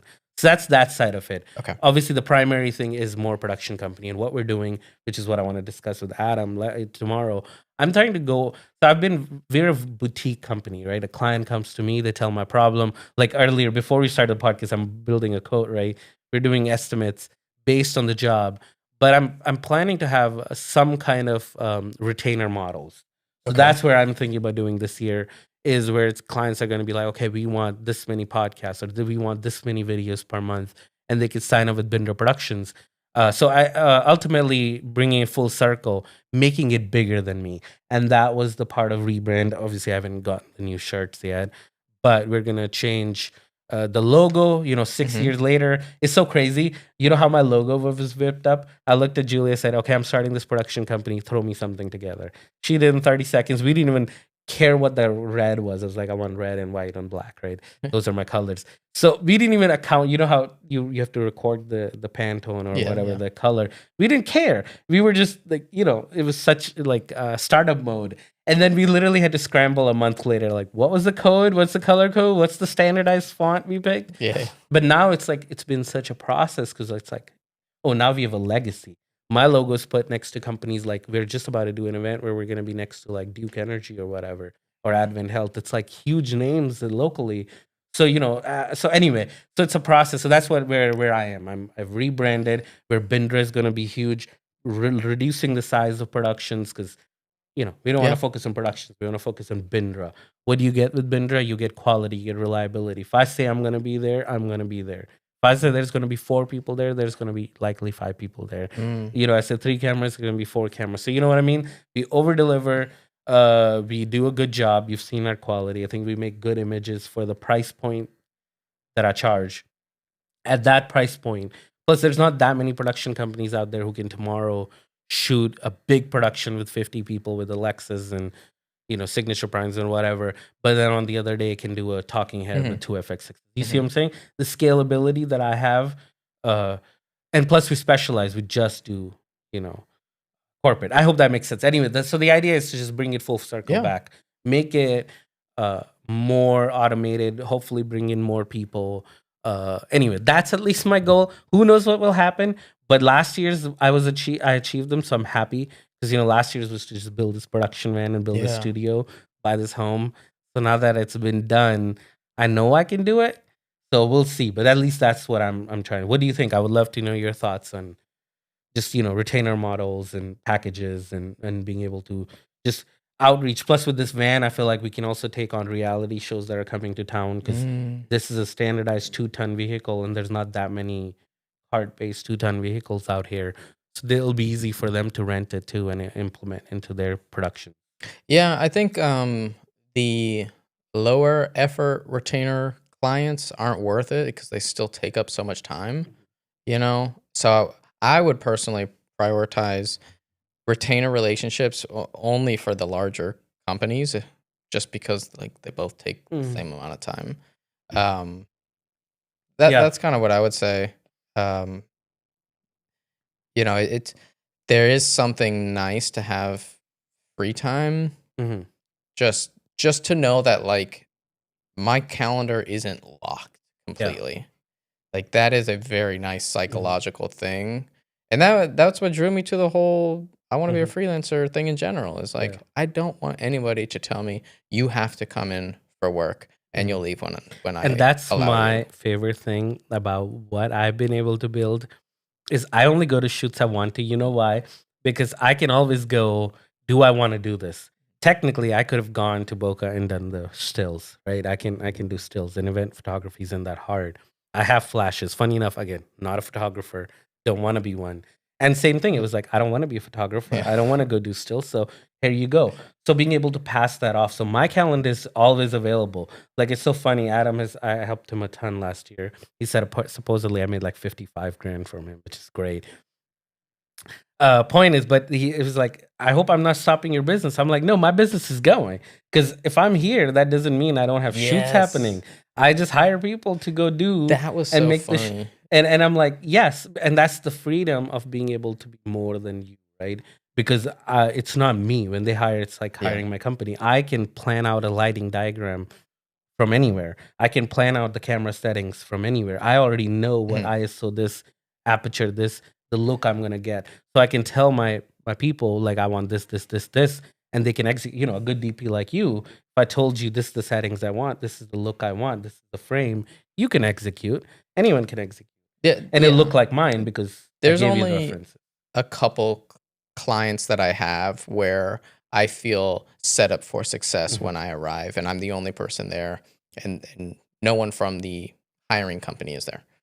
There's only a couple of them. I remember when I did whatever the first job for you, running live gimbal for one of those events. you were like, I was like, oh, when do I need to be down there? Because we were in a hotel. Mhm. And you said, we're going to be down there at this time. You can arrive at this time.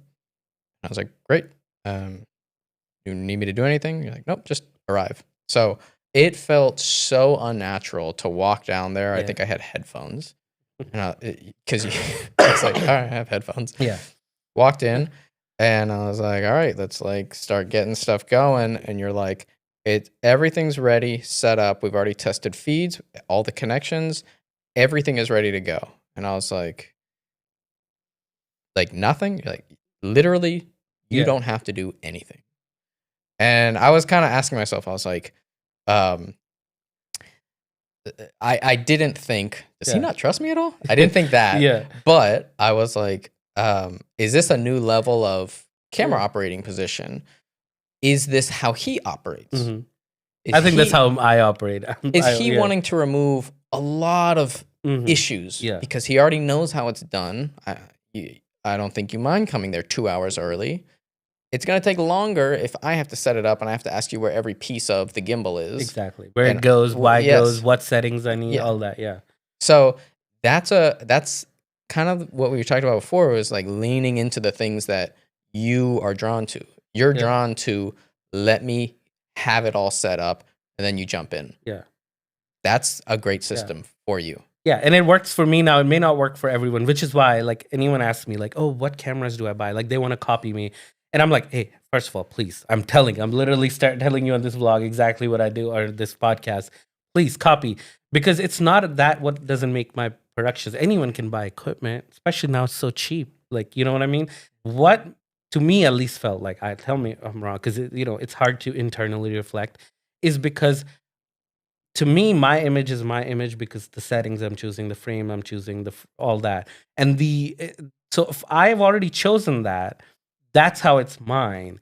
And so I'm very hyper obsessed over that. Yep. When the look, the feel, the storytelling. Because at the end of the day, that's what we're doing, right? We're just telling a story, or we're telling Message. the message that the client wants to tell. So if I want to tell it how I would tell it, which it would be different than you telling it, doesn't mean one is right.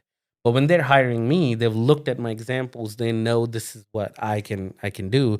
They want that type of story told, right? Like, all these clients are like, we love Binder's the best. Hey, which good to hear. But they don't mean that we have the best images, or we have the best camera, or we have the best light, or whatever.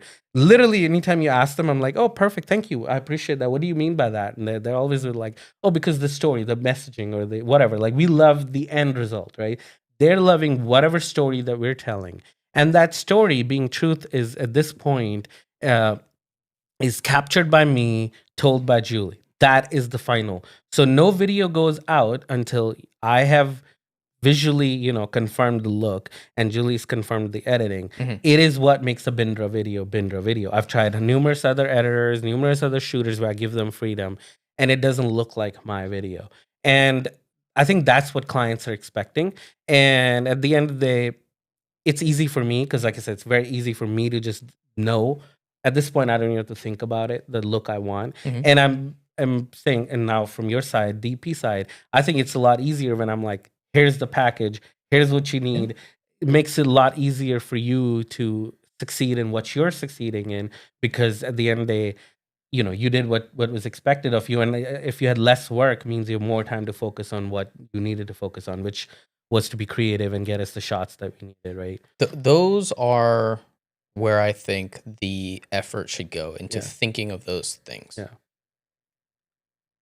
Client perception is propaganda. Yeah. Because, like you said, so much gear is accessible, and it's usually not the difference maker. What is the difference maker is not having a client who is on set walk up to the camera and say, "Oh, that's a big camera." Mhm. It's the client perception starts way back from the initial outreach on the email. How well did you communicate? Mhm. How effective were you to set up agreed upon expectations? Did you arrive on time? Were you wearing nice, presentable clothes? Mhm. Was your load-in process easy for them? Yeah. Did they have to keep unlocking doors to keep getting you back in because you had to loop back Yeah. 5 times? And then if we're talking about the actual products on Mhm. set, the size of the camera is one piece of the puzzle.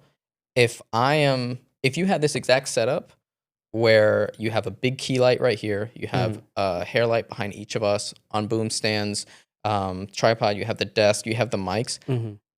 I'm not gonna think this is not good Mhm. if the camera was smaller. Yeah, The whole thing is part of it. exactly. You said it perfectly. It's And the whole overall experience. and it goes beyond the products that you're using. It's also the people, because if your crew is talking about their girlfriends or boyfriends or the fight they had Yeah, or the yeah, yeah. food they had, I don't know. It just takes away from the experience.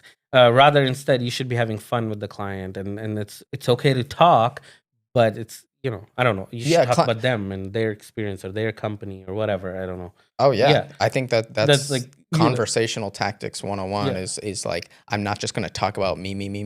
yeah, I want to involve you and I want you to know that your yeah, take is valid yeah, and it goes the client perception is more so the client experience. yeah, That is where all the value is from start to finish. And then when you did finish the job, how quickly did you follow yeah. back up? How quickly did they get the deliverables? Or was Hmm. the footage uploaded? Yeah. Or did the invoice come uh, later that week? Or did it Mm. come 4 months Yeah. later? And now it's a huge issue for them to go back into accounting for jobs that had already been Yeah. closed. Like, that's client Exactly. perception. And at the end of the day, we want people to look good. So like the gig that you did for me, clients loved you because we executed it so well. And at the end of the day, you looking good to the client because you were up front. Remember, you were right there with the CEOs or whoever, the main guys. We're in the back, right? So your perception was my perception, and you looking good made me look good, Right, right. right? And then the client goes, "Oh wow, this is pretty cool. We can like see live who's coming or what's happening or whatever on the screen." And and like I said, that I think there's more to it, but client perception is important. Client experience is very important. There's nothing more important until the deliverable. Obviously, deliverable trumps everything because that's why they hired you. But I'm saying up until the point you deliver the final video, and that's if you even do, because you're a DP, you may not always do that. I think the client experience is everything, and as a DP, that's like everything because again, that's all they're judging you on. You're not doing the post, you're not doing anything. At least I have a way in post to make look good. Because if a shot isn't good or whatever, we're shooting in log, we have enough dynamic range, we're using good lights that we have the ability to, I'm saying, fix some mistakes that a Mhm. cam op does. But you don't even have that. You're like, what you're shooting is what you're being judged on. So as a DP, I think you should focus even more on the client experience because that's all they're judging you on.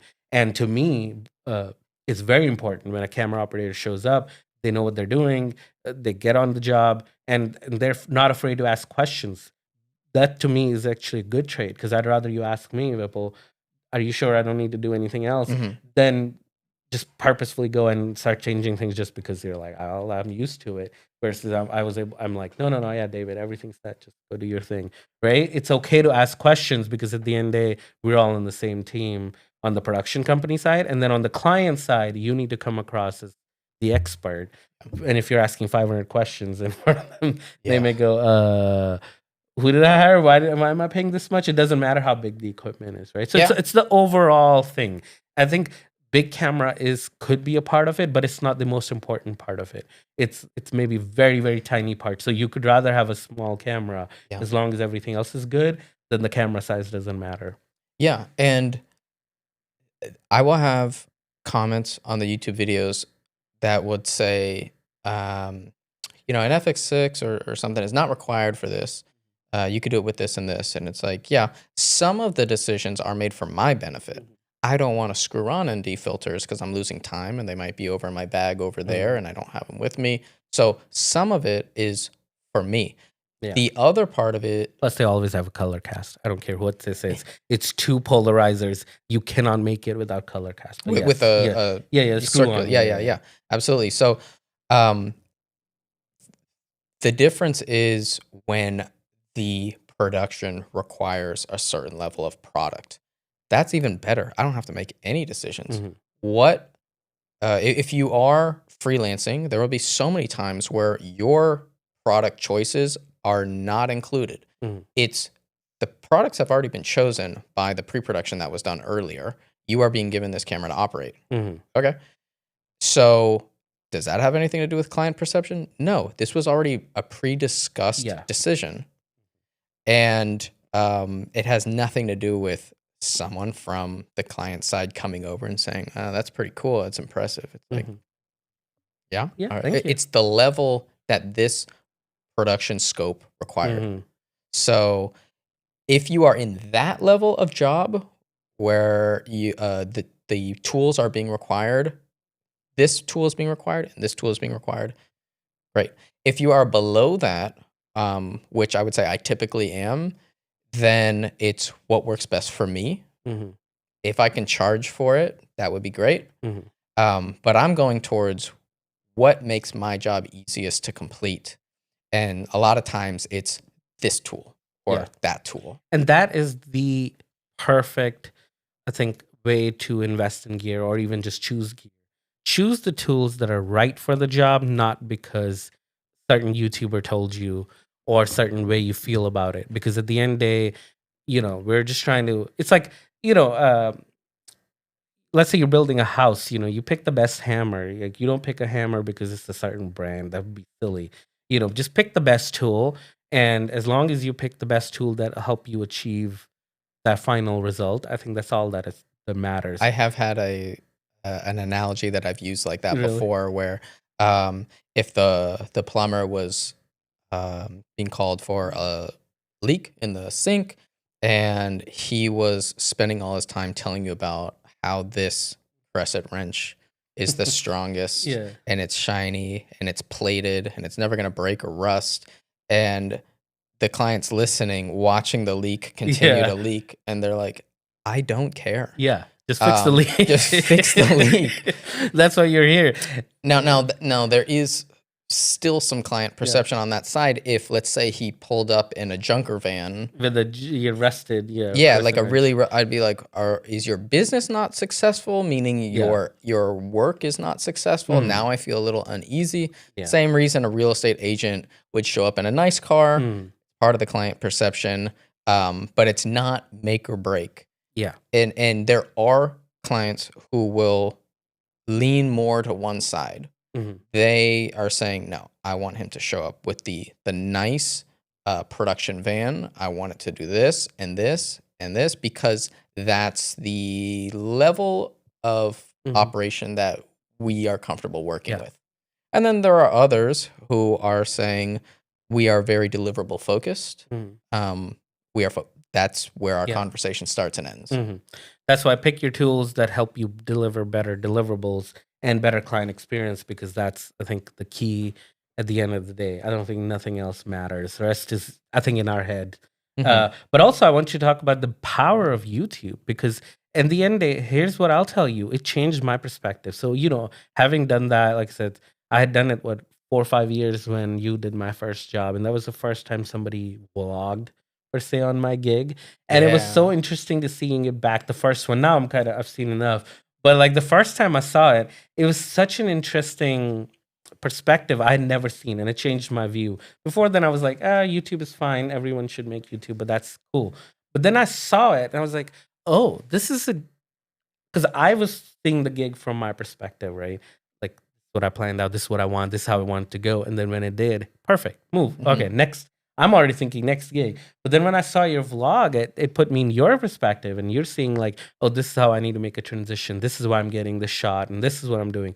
And it just was like, this is wonderful. I didn't even know all this thought process was going into making this is so incredible. So it was great to see, how you helped, bring that event alive. But also, I was never out there. If you remember where we did the B-roll and everything. So to see what was even happening out there, I would have never known, right? I was just like, here you go, and Emmanuel, like, just go execute. And you did, great. But I wouldn't have known what was happening out there, how you guys were making decisions, how you were getting the sound bites. All of that went into you executing how you did. But to be able to see that Yeah. not only made me, like I said, trust. The way we build trust is like that, because I was like, oh, I see how David made decisions, and that is exactly how I want somebody to be making decisions. So anyway, it opened my eyes like, everyone who's doing it this high level should be making this content because how much more work they would get.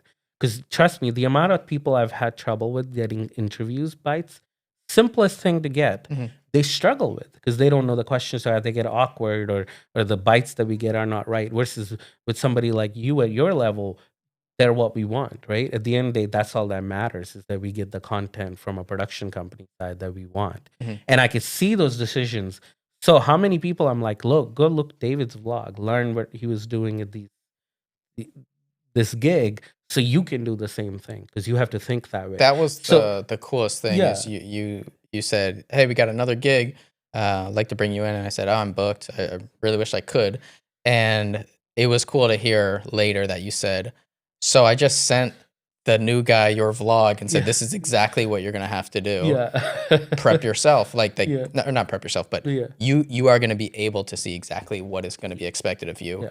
Because I don't need to And be telling you like go here, maybe once or twice, but like in the 2 hour event, you got to be able to yeah, execute and to show your perspective on like, oh, I'm tired now. Let me put on the speaker. It's still a good angle, so I right, can take a break or whatever. Things like that. Somebody needs to be able to understand how they can take a break. Don't put the camera down right on the floor. Like put it on an angle or something so we can still use it. And that was so cool because I don't know, it was just a lot easier to go somebody like watch this, yeah, this is what I'm expecting of you, and made it a lot easier than having to explain that from scratch. And I may not even think of that, right? right. Because I wasn't in your position, I was in my position at the back of the stage. So Yeah, that is an unexpected benefit, that is just added to yeah, the laundry list of yeah, unexpected benefits of mm, doing YouTube. So, you know, I would recommend YouTube if you enjoy it. mm-hmm, I have a lot of people who say, "Ah, I need to get on that. I'm trying to do some vlogs too, and blah blah blah. I'm just getting backlogged, and I don't have time for it." And I'm like, if you wanted to do it, you would do it, mm-hmm, or you're trying to make it way too difficult. yeah, So it's either one of the two. Either your expectations for this are you're like I gotta do the perfect setup with the talking head in my YouTube, and then I'm gonna go through B-roll and then I'm gonna edit this all together, and it's gonna be a beautiful piece. mm-hmm, And that level of production is slowing you down because you don't have time for that. That's one. And then the other one is you're just not drawn to it. mm-hmm, So I think both of those are wrong. yeah, If you might be drawn to, um, you might be drawn to doing the high level production piece on YouTube, and that's fine. But you just have to understand where your level of wanting to do that is, and what that means for mm-hmm, how frequent you're going to upload. So yeah, just know that if I had to open up a computer and offload footage mm-hmm. and then open up a timeline, like I'm Yeah. never getting to that. So you have to do it the way you So I do it on a have to cell do it the phone. way And I that I like would do it. it. See, like again, in the past, like I said, thanks for putting me to Cranky Cameraman. I had seen his videos because, I looked up like Production Man or whatever. I Mhm. remember seeing him. And then, like going back to now following all these, I was like, oh, I know this guy thanks to your Mhm. vlogs. I was like, oh, let me follow him on a regular basis. And it's so great to be able to see somebody else's thought process. And if that means the only way they can do that is with a cell phone, I don't mind because I know how to make good images, and I know this person knows how to make good images. I'm not judging you on the Yes. quality of the vlog. I'm judging you on what you're going through, what you're learning, or this whole thing about the retainer model, or how you're solving your bag problem, or whatever. Any of these random things, because I'm going through the same thing, or it's just pure entertainment. I'm driving, Yeah. to Miami or whatever, and this is the perfect, I wouldn't thing. expect the quality of your vlog to be as good as the quality of the work that you're producing on a Hmm. job. That would make no sense Yeah. because that means you're detracting from one side. Hmm. You so as long as your job's fulfillments are getting satisfied, I don't care what the documentation looks like. Yeah, exactly. And I would hope that your documentation would not detract in any way from the job you're Yeah. getting paid for. Now, if you are like, I only want to put myself out on YouTube with polished looking pieces, that's fine. That's fine. However, you are able to do that with whatever frequency, it's just the equation. Mm. Are you able to, like, if you had it here, that actually would be very easy Yeah, because it's already because set up. it's automated. Hmm. If you don't have this set up, it might take a long time to set up every time, and that might deter you the next time from doing it because you're Hmm. like, it's going to take an hour. Yeah, Then I got to actually exactly. do the thing, and then I have to break down, and then And I I have get to it. edit. Yeah. Yeah. So It's from like the tour video. So I used to have a trailer set up right before the van. Believe it or not, I filmed it, and by the time I edited it and did the A roll for it, it took me a year. Most of my trailer setup looked completely different when I did that video. So this time we just shot the video for the van. I literally gave it to someone. I was like, "Okay, you edit it." Now, does that make me uneasy because they're making me say and do things that I wouldn't probably choose because I'm the one on front of the camera? But I was like, it'll never get done.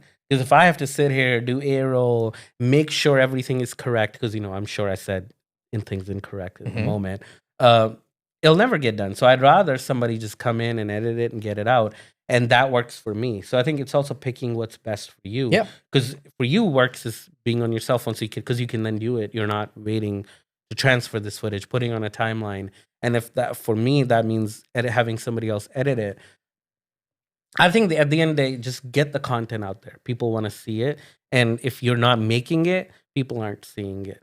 So Oh getting it gosh. made Yeah. is the key than all this hyper focused things that we get on. But to me, to be real, at the end of the day, like I said, is the thing that opened me is perspective of, um, seeing it because it makes you better. And I think if you can help other people be better, then why not? Because Yeah. just the another one that was really good for me to watch was the one you did for Jacksonville. Because I do so many talking heads, literally sometimes, like I said, 10 in a day, one after the other. We haven't done a talking head outside of that one. I mean, I guess we did that one. But point is, so I've so like perfected this talking head setup, but I never see it from the outside Mhm. perspective. So going to Jacksonville and setting up a talking head, then seeing your perspective on how I was doing it, I was Because like, I PA'd on it, yeah, yeah, just so they have context. yeah. So you were there, and it was for Adam for at the Jacksonville Jaguar Yes. Stadium, right? And what I loved was, funny enough, you were showing how my setup was, and I'm just looking, oh, I could change that. Oh, I Mm. could change that. But I never saw it from that perspective because I'm so hyper focused. So this works for me. But then I was like, oh, bigger picture. Why did we do this? Why did we Mm. do that? Why did we have that? So I'm saying that, and that helped me improve and I was like, I would have been able to do that sooner had I already been documenting that or having somebody document me. Because I do talking heads literally all day, every day. I'm about to do one, like I said, after this. Okay. So, but I never got that perspective until I saw your vlog. I was like, oh, Yeah. that's pretty neat. There's a couple things that I want to touch on. Mm, Um, One was your original question was, what is the benefit of doing YouTube? What's the impact? And one, it's very fun. I really, really enjoy putting up a video, making a fun title, putting up the thumbnail, and just seeing the views go up or seeing the views go down and being like, I wonder why. And then talking to a bunch of people. I have like now consistent conversations with the same people in the comments every now and then. mhm. Or sometimes I feel like it's the same people in the comments, but then like the views are going up, the subscribers are slowly going up. And I'm like, oh, there's actually way more people who know Mhm. about this now than a couple months ago. There's a financial side to it. It's not groundbreaking, Mhm. but it's welcomed. Yeah. Like a couple extra $100 a month from me doing something that I already enjoy doing. Mhm. Some affiliate link money. Amazon is like 175 a month. B&H is like 200 to 300. Um, and I think there's one more, but YouTube itself is about 200 to 300, and it's like, yeah, that's great. Yeah, put it in my Mhm. bank account. That's great. Yeah. Um, So not only are you getting money from just gigs, you're also making these affiliate revenues and yeah, sources. yeah, and I don't do too many affiliates with like companies. Mhm. Um, Yeah, no, I try to offer you, even though, like I said, yeah, there's no revenue in it. I was like, okay, so I want to share this messaging with a lot more people. Because, like I said, my whole thing was I don't want to peddle anything here. So it doesn't really make sense to make ROI from this, but I was like, I want max amount of people to hear this. The So I was podcast. talking, yeah, the podcast, yeah. So I was like, oh, the best way would be your audience because they're filmmakers and maybe they'll benefit from this. And I was like, oh, maybe I could sponsor you something. And they're like, oh no, I don't need it. I was like, oh, this is incredible. You're saying no to money. Yeah, because it's one, you're a buddy. Hmm. I don't mind just showing some stuff. Yeah. This is very organic. I'm coming here anyways. So, like I said, I would like to do some type of like tour studio with you or grip van tour, Yeah. studio tour or grip van tour, or just mention it, whatever. Just, Mhm. you know, once there's expectations from a client, which is Yeah. what you would become, like, I don't like this. Yeah. I don't want any type of like, oh, that's not what I was expecting. Yeah. And actually, could we do changes? Not that you would Yeah. be No. like that. I was just like, do whatever. Right. Here's some money. Yeah. Do whatever. I'd rather just Yeah. do it for free. And it doesn't. It's not an ad for the person Yeah. watching. Because now, there's genuinely like Yeah. what you say. I want to see all the. You have tons of gear here. Yeah. And I would like to hear more info of. Yeah. I chose this. I chose that. Mhm. Why did I do this? And so yeah, it's very organic. And that is leading me to the next one, which is the connection and networking opportunities that come with YouTube, unexpected as well. Mhm. I didn't do it to be like, this will be a network expanding proposition. Yeah. I feel like that is the wrong way to do any of the social media platforms, because now they're more so documentation. It's, let me jump into your brain to see how you see this, Mhm. and that will give me insight for how I see it. And that's fun. It's organic. It's not a sell. And the networking opportunities that come from it are also very welcome. Mhm. And some people want to help out. Some Yeah. people want to connect. I do the consultation calls, and that was for people who were like, can I get like a deep dive on my situation to Mhm. get more of your insight? Yeah. Because I see your insight on what you're doing. Can I get your insight on what I'm doing? Mhm. I didn't think I was going to have so much fun with those, going into people's situations and seeing, How you would solve it. how right? would I Yeah. solve it? Because what they're saying is, these are my puzzle pieces. Mhm. Like you're saying before, you might have things about you that could detract or help you in a Mhm. situation. So what are your puzzle pieces? And a lot of times they're focusing on the wrong things. I'm not going to say that I know how to fix a solution for every person, Mhm. but I can give the insight on what I see. Mhm. And just like you were saying, for me providing a vlog as an operator, you didn't have that perception before. Mhm. And now that helps you Yeah. hire the next guy. So for the consultation calls, it's like, I can tell you how I see your situation. Mhm. And also, I know quite a few people who have done it different ways. This is how it worked out for them. Yeah. Good or bad. The consultation calls are really fun, and it's growing more networking. And then the filmmaker meetups, Yeah. where it was very organic. Mhm. Um, But they've grown tremendously. I mean, we're about to do one after this, and it's going to be like almost 40 people there, right? yeah, and I had to cap Yeah. it because I was like, 'Cause we can't- yeah, we sold can only out fit so extremely many, yeah. fast. And then I have guys around the US who are like, Yeah. we've seen you do these meetups. Can you do them over us? Do them over near us? And I'm like, yeah, probably, maybe. So I have New York Mhm. as a potential. I already have the guy lined up. I have San Diego as potential. I already got the guy lined up. And Chicago, I have the guy lined up. He came from a consultation call. So it's nice because I'm like, oh, I get to like see who you Yeah. are. And then the other two people were because they were putting themselves out on YouTube. And you are partnering with them, or you can partner with I them. can, yeah, because I am seeing how they Yeah. present themselves on YouTube in a very, clear, not polished way. Mhm. So I say, oh, that's who you are as a person. Yeah. That's who you are.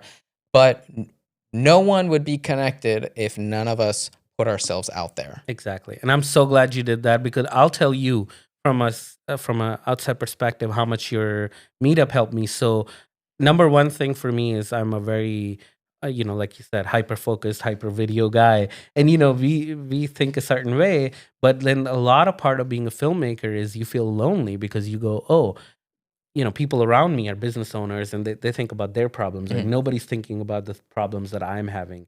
Or so sometimes, before in the past, I'm saying in like 2022, for example, I was like, nobody else is having these problems. Am I even legit to have these problems? Right? You get into your head. And then so it's incredible to know 30, 40 other people locally in your area because now you can bounce off ideas and you Mhm. go, oh, I'm not the only one. Hundreds of other people, or at least tens of other people around me are having these similar issues or whatever. So and then so it gives you resource to bounce your ideas off of, but also makes you feel not alone because you're not alone. It's just we feel that way because, Yeah. my clients are other companies, not video people Right, right, typically. right. So I'm not surrounding myself with video people. And when I'm hiring them, we come to do a collective task and we go away. We don't get to sit and strategize business strategies. But now through your networking, I've been able to meet enough people who are doing it at a similar level at me. So we can sit and talk strategy, or just in that North Carolina gig. It was so fun that we were able to sit down and just talk and understand what Yeah. your perspective was on the whole retainer Yeah, thing. we had and a drink in front of the fireplace. exactly, I know. It was And nice. it was so cool. And we would I wouldn't have done that had I not been to your network, hadn't opened myself to come help Adam, because like I said, he needed help with gear, and then also stills, which again normally I wouldn't do it, but for Adam I would. I was like, hey, this is a good opportunity for us to hang out Mhm. and help him. Why not? So even though I think you even asked me, you were like, so how does it feel where you're not, In either leading control, or yeah. whatever? And I was like, weird, but in a way good, because I'm learning. I'm like, well, how would David solve this? And this is incredible to learn, because if I just kept doing things my way, it may not always be right. So Mhm. point I'm trying to bring is your simple vlogs and meetup helped a lot. And now again, I don't want to say I'm giving lifetime income, but 5-6 grand for 10 people is 50 grand of additional revenue that I Mhm. put into the group Yeah. that I wouldn't have otherwise. That's a lot of money that just I'm putting. And then what I was able to make off, like I said, from Adam, because he's like the main one I helped from your group. So point is The more money flow connection, towards yes, me, money yes. flew out from me, which wouldn't have happened had you not done what you did. It's So it's a yeah, very cool activation of a community where I don't need to have my hands in everything, but I can activate it. I can have yeah, people like you who are hiring other people like Adam who are hiring people, and it's very cool from my perspective to know that I had a little bit to do with that. yeah, I did bring certain people together at certain meetups who created much longer, deeper relationships than I had with them, and it's working great for them. yeah, And I really like that networking aspect of it. So there's cities I want to do it in the U.S. There's cities I want to do it internationally in Europe.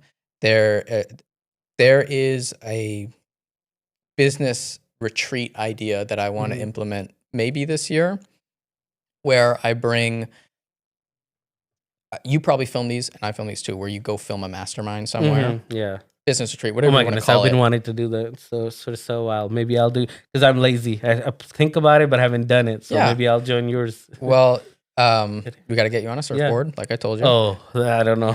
because See, that's how we're different. See, we're similar, yeah. but then I'm like, water and me are Yeah.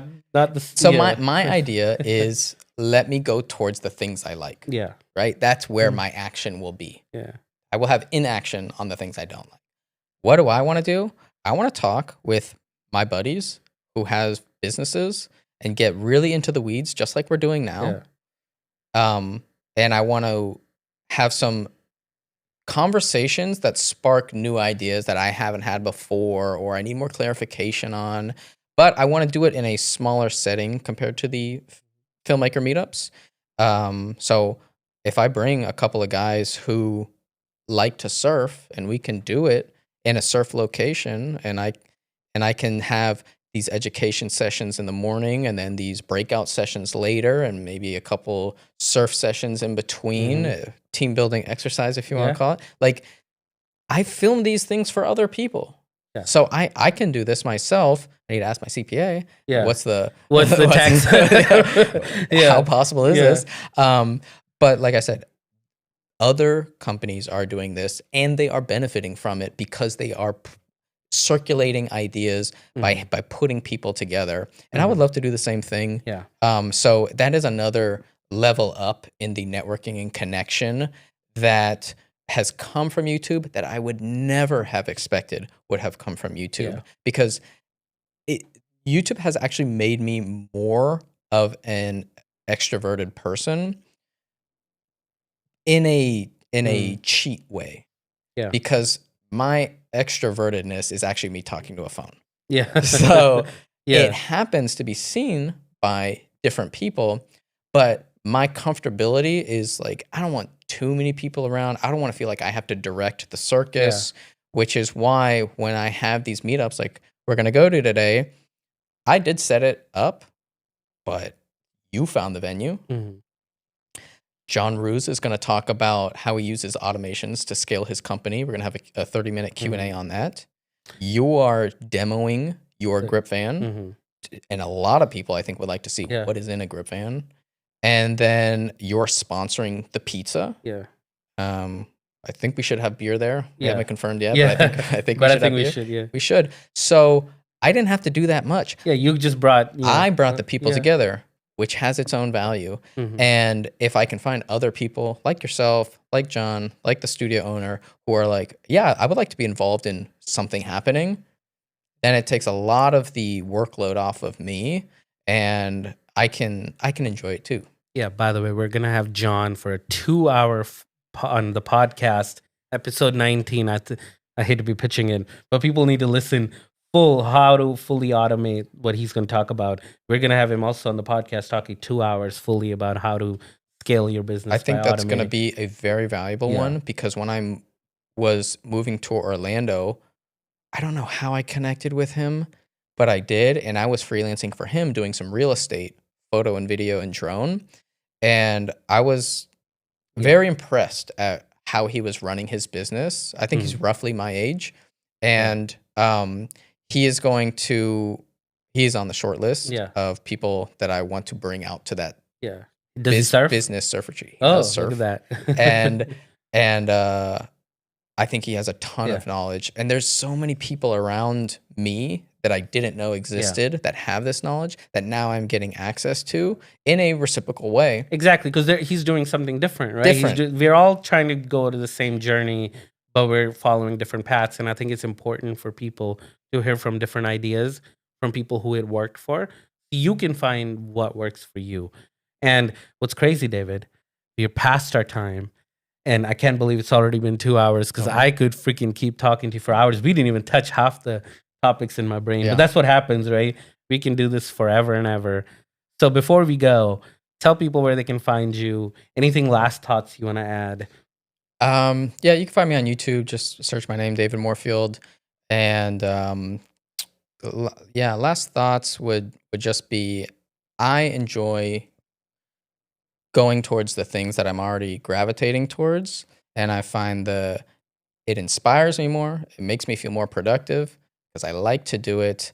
And there's a lot of unexpected benefits that come. So whether that's for me, for you, for whoever is watching, if you lean that direction, I think you will get more progress. And I think for me, the biggest thing I want to tell people is, if it's right for you, it's not for everyone. Like I said, I couldn't do a vlog, so I'm doing podcast, but put yourself out there, share your ideas, share your problems. You'd be amazed how it not only helps you, but it'll help other people around you. And the most important thing is networking. And this is one of the best way to reach other people. I don't know. Like I said, your just simple vlogs and meetups have facilitated so much indirectly just for me. And I'm just one piece of that puzzle, so I can only imagine the grand impact that you've had from such a, small thing that you've done that's part of your, because it's not what you do for work.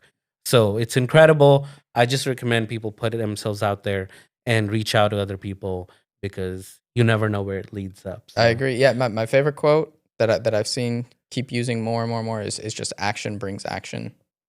The more things that happen, the more things that connect you to more things that are happening. Well, David, I appreciate you, sir. Thank you. We're going to definitely have you back in season 2. Thank you for listening, everyone. It was fun.